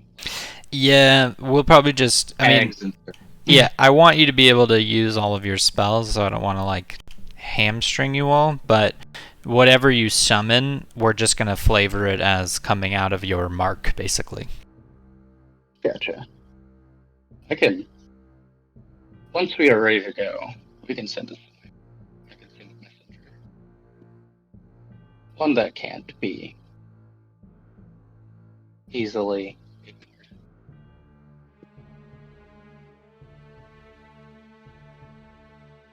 But I think it would be wise to take our take the diamonds that are needed.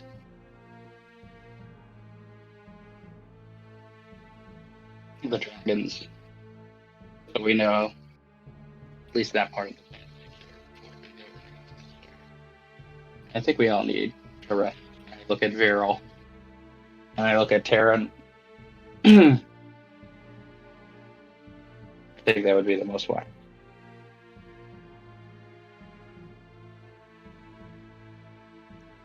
Rest here, or The company of the dragons. We don't have to look out over ourselves.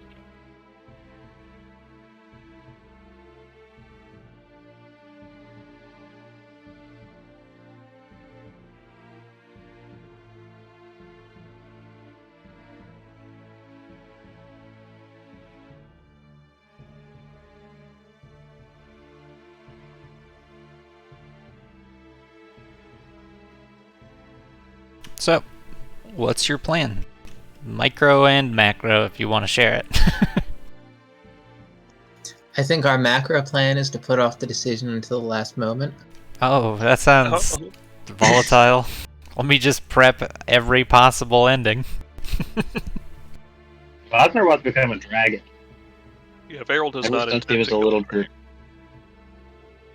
I What think is real real? talk, we need to talk to Hrodel and just see, like, whether this would be the end of the era of humanoids. Beryl did talk to him, and he did effectively lay that out. If you're strong, you will survive. Varel's been keeping Yeah. a strategic silence, but he's confident that the cleverer of the humanoids would manage to eke out a comfortable existence. But that's significantly whatever the opposite of compassion is for the others. Got it. Well, Dream rule of nature.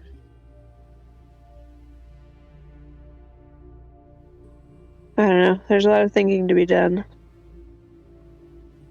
You guys Right, and remember? all that. You guys remember what it was like being in the abyss? Now, what Yeah. if that was just like a place that you could walk to? Oh my god, dinosaurs? And what if that was also like the Shadowfell was just next door to it?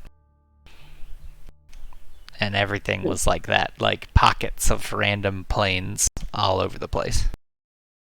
Is that what life under Sardia would be like? Yeah, that's what you get.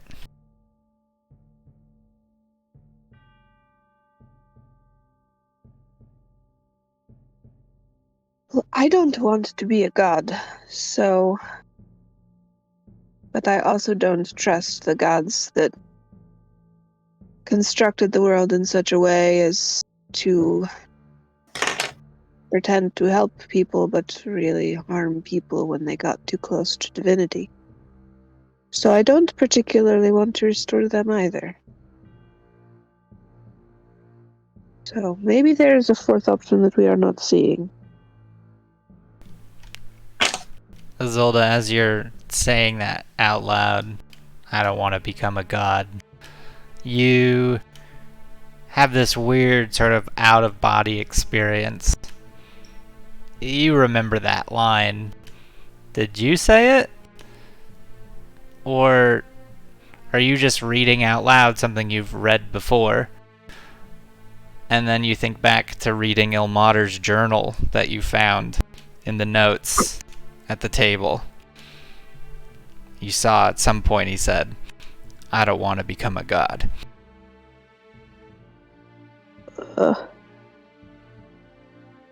She just kind of buries her head in her hands and just sits on these like little stone steps near Joab's body. Can we just get started moving to the Dragon Isle to drop these diamonds off?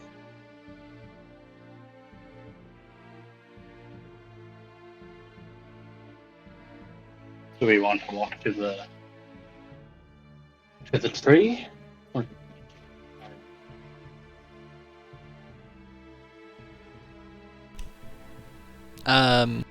You would need a tree to get to that tree, Gosner. So if you went to Kuldahar, you could use the route system in Kuldahar to get to Dragon Island if you wanted to. Or you could all teleport. Yeah, no, we're gonna do the tiny hut thing. Okay. You tiny hut and teleport circle to Dragon Island? Sounds right. I'll cast that. Okay. Nobody's scrying, I hope. No scries. And you arrive. I guess I can put you all near the circle. Well, you arrive outside of the city, as per usual, and then walk in.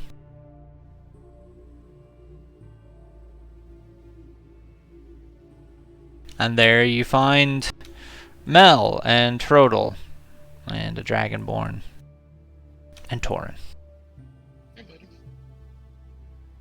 And Trodel walks up to you.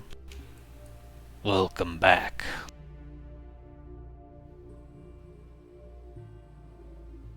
We've received we've gathered the requisite diamonds. Is there a place where you want to keep them?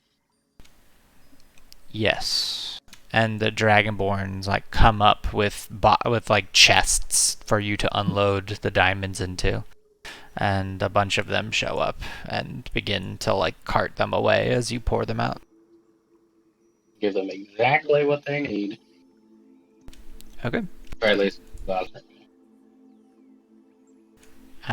You give them 80,000 of your diamonds. And they load them up in chests and take them inside. Soon we will bring back charisma. Our numbers grow. How was your trip? Dangerous, though we are accustomed to it by now.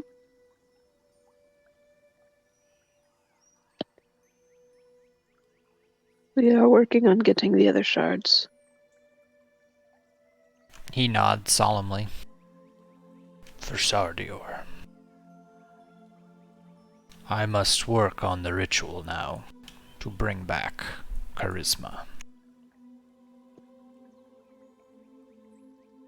I'll just sort of like give a little nod, bow to him. And he takes the diamonds and begins to walk in, unless any of you want to say something to him.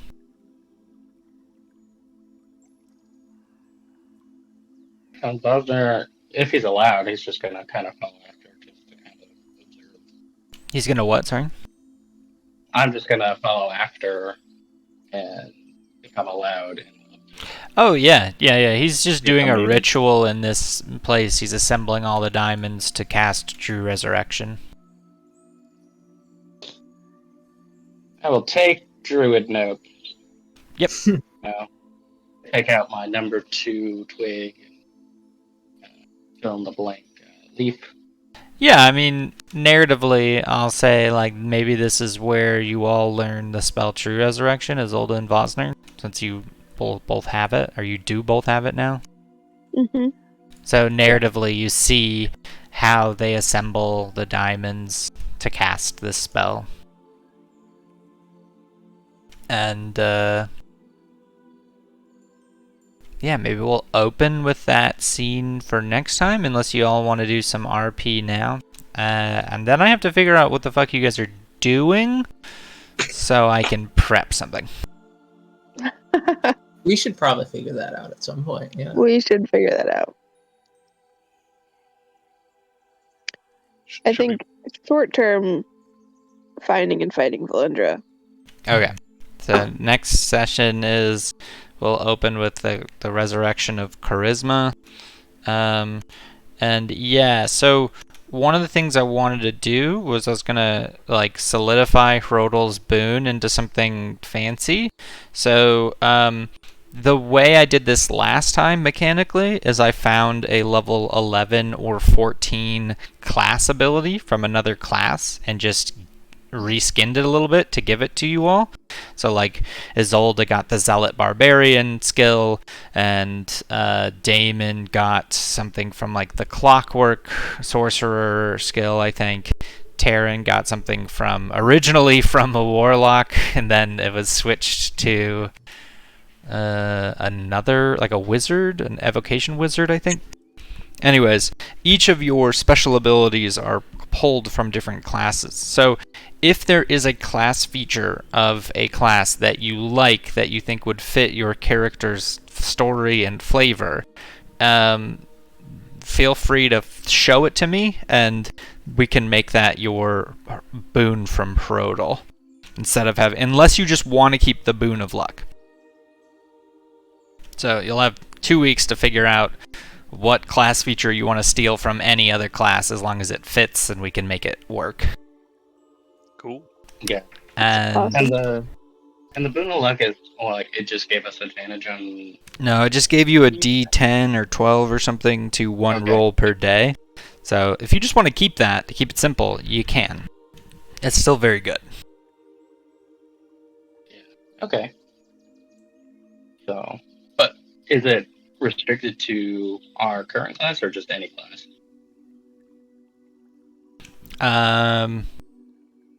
Any class. Yeah, any class. Yeah, already many of you have abilities from different classes.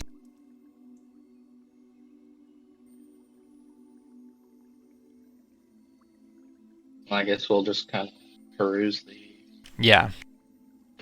manuals, I guess. And then, do we want to brainstorm maybe in the Discord, like strategies for getting Valindra to us or going to her, etc., etc.? Yeah.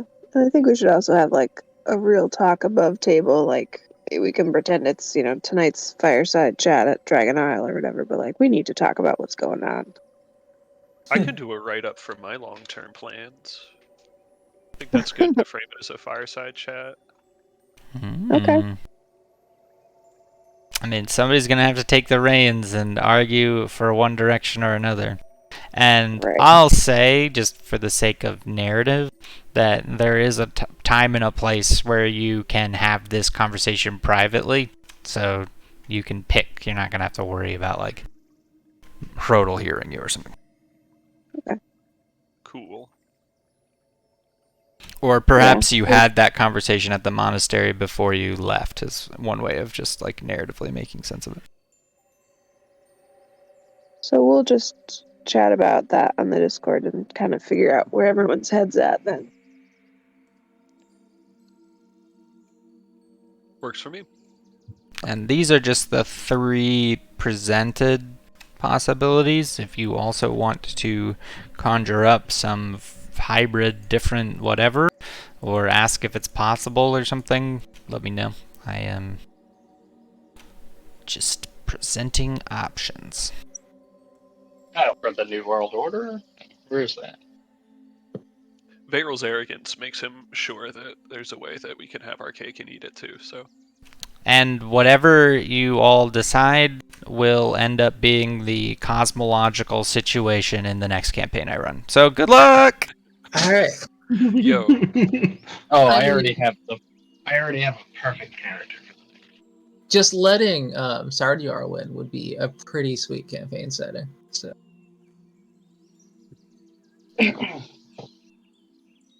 It would be. There would be a lot of things to fight. An exiled realm of order in a world of chaos.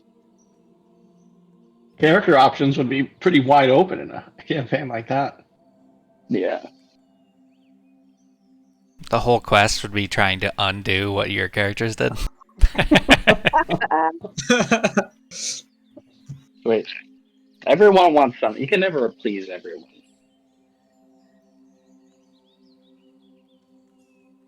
That is pretty funny though. just a infinite circle of characters become gods. Next campaign is overthrowing those gods and becoming the gods. And then the next campaign is overthrowing those characters and becoming the next set of gods ad infinitum. I'd play.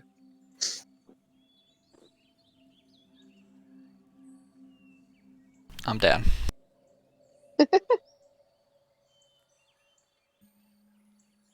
I play role playing games to escape my reality, guys, not to just emulate it. It's just election cycle, the D&D version. Oh no. We get to I thought Leif was implying that he's well on his way into becoming a god, but Also, if you the next amulet you get gets you level 19, and the last amulet gets you level 20. Ooh. Nice. And then you get to figure out what the fuck you're gonna do at level 20. Yeah. Then we beat D&D, right? I mean, we have done a campaign from 1 to almost 20. We have almost beat D&D as a social concept. Yeah, it's pretty much unheard of to actually have a group that finishes a campaign, but to run a campaign from 1 to 20, pretty remarkable. We did That's lose. rarefied air. We did lose We did 4 lose, like, players half party. and gain 1 in the process. All right. That's right. What happens You know when what's the go for win, impressive? The real impressive thing is that Terran, Isolde, and Vosner are OG characters. That blows me I know, away. we're still alive. I really need to reach level 19 and then die and then come back as a level 20 character. Essentially, you can just get a free res. You know, if I bring you back. You guys fought Right. the bear at the castle tower. mm-hmm. Damn. Anyway, I'll do some thinking about us overthrowing the gods and all that. Likewise. Cool. I will prep an invasion of Valindra's magic tower. And we will pick up there next time. Yeah, 105 HP this time. Nice try, Valindra. That's the best. Did you take the toughness feat just to avoid that spell? No, you lose level up. Yeah, no, I think the next level I get, I can take that feat, but Might be worth it. for right now, I just gotta hold on to. I can't lose more than 4 hit points before getting to Valindra. Okay. It's important to remember.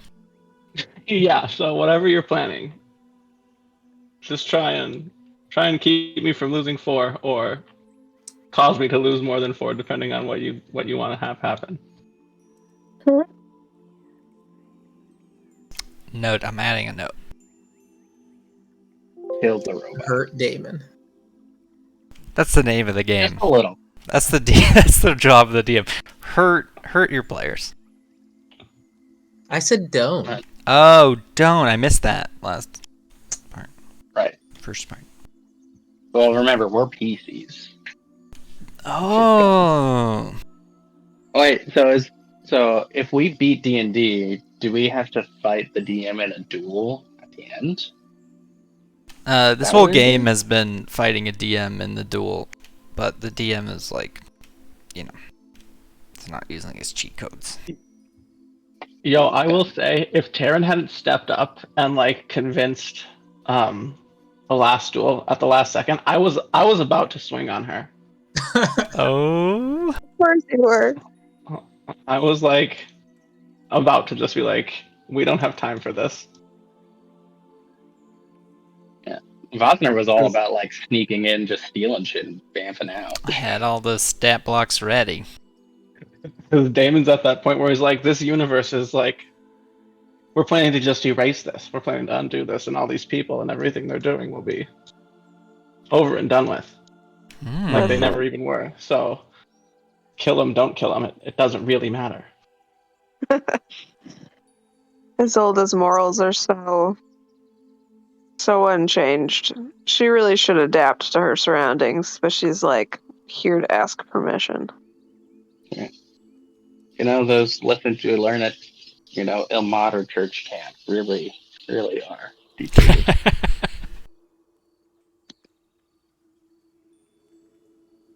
I really like the idea of Ilmater church camp. Me too. Just a lot of people suffering. Activities. He was Yeah. like, he was a It's pretty like cool dude. VBS, but with more self-flagellation. Yep. But it matters this time. Discover. Oh man, that was a good line there, John, about her reading that in a book. That was some good DMing you did. The line from Ilmater about him not wanting to be a god. Yeah. That was good narrative. Still thinking about it. I'm gonna be thinking about it for 2 weeks.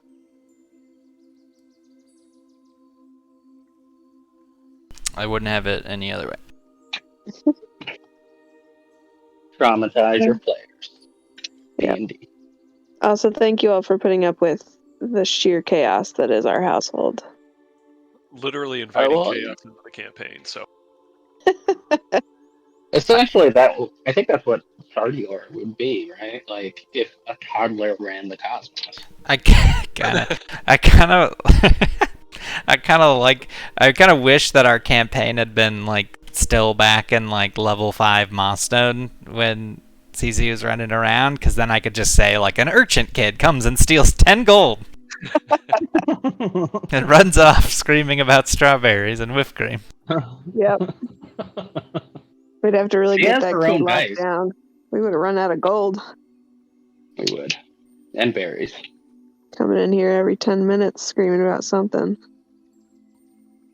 Yeah. She does have her own giant D20 that she rolls every once in a while. Oh, this kid's decked out in D&D stuff, you guys. Excellent. Anyway. Yep. Thanks everybody for the great session. That did you. not go the way I thought it would, but it ended up being excellent. So, lots to thanks. do. Thank yeah, it you. was fun. Good hanging. Yeah, did thanks, you John. prep like 50 dwarven miners for us to fight? I definitely have stat blocks on everything you encountered today, so yes. Awesome. Sweet. Including Well, thank you Larlock, if for- you ever want to fight Larlock. I'm sure that'll be easy. It might happen. Once let's cross that bridge at level 12. Yeah, I'm keen on avoiding that. Cool. I feel like we should kill Larlock and friends, and then turn around and kill Horodor and friends, and then turn around and kill Shar and friends, and just like, And then kill ourselves. and then kill ourselves, Just and let the That would world seem dissolve. the Shadowfell just wins, but there's nobody in it. Yeah, Excellent. That's like the ultimate nihilist ending. Yeah. exactly. It's just the rock Yeah, universe. But we're all going. Yeah, it's the Rock universe. We're all just working towards nihilism. So, not even chaos, just nihilism. All right, bye, friends. I'll see you in 2 weeks. Later. Yeah, I guess Y'all. we're See ya. already. Bye. Bye.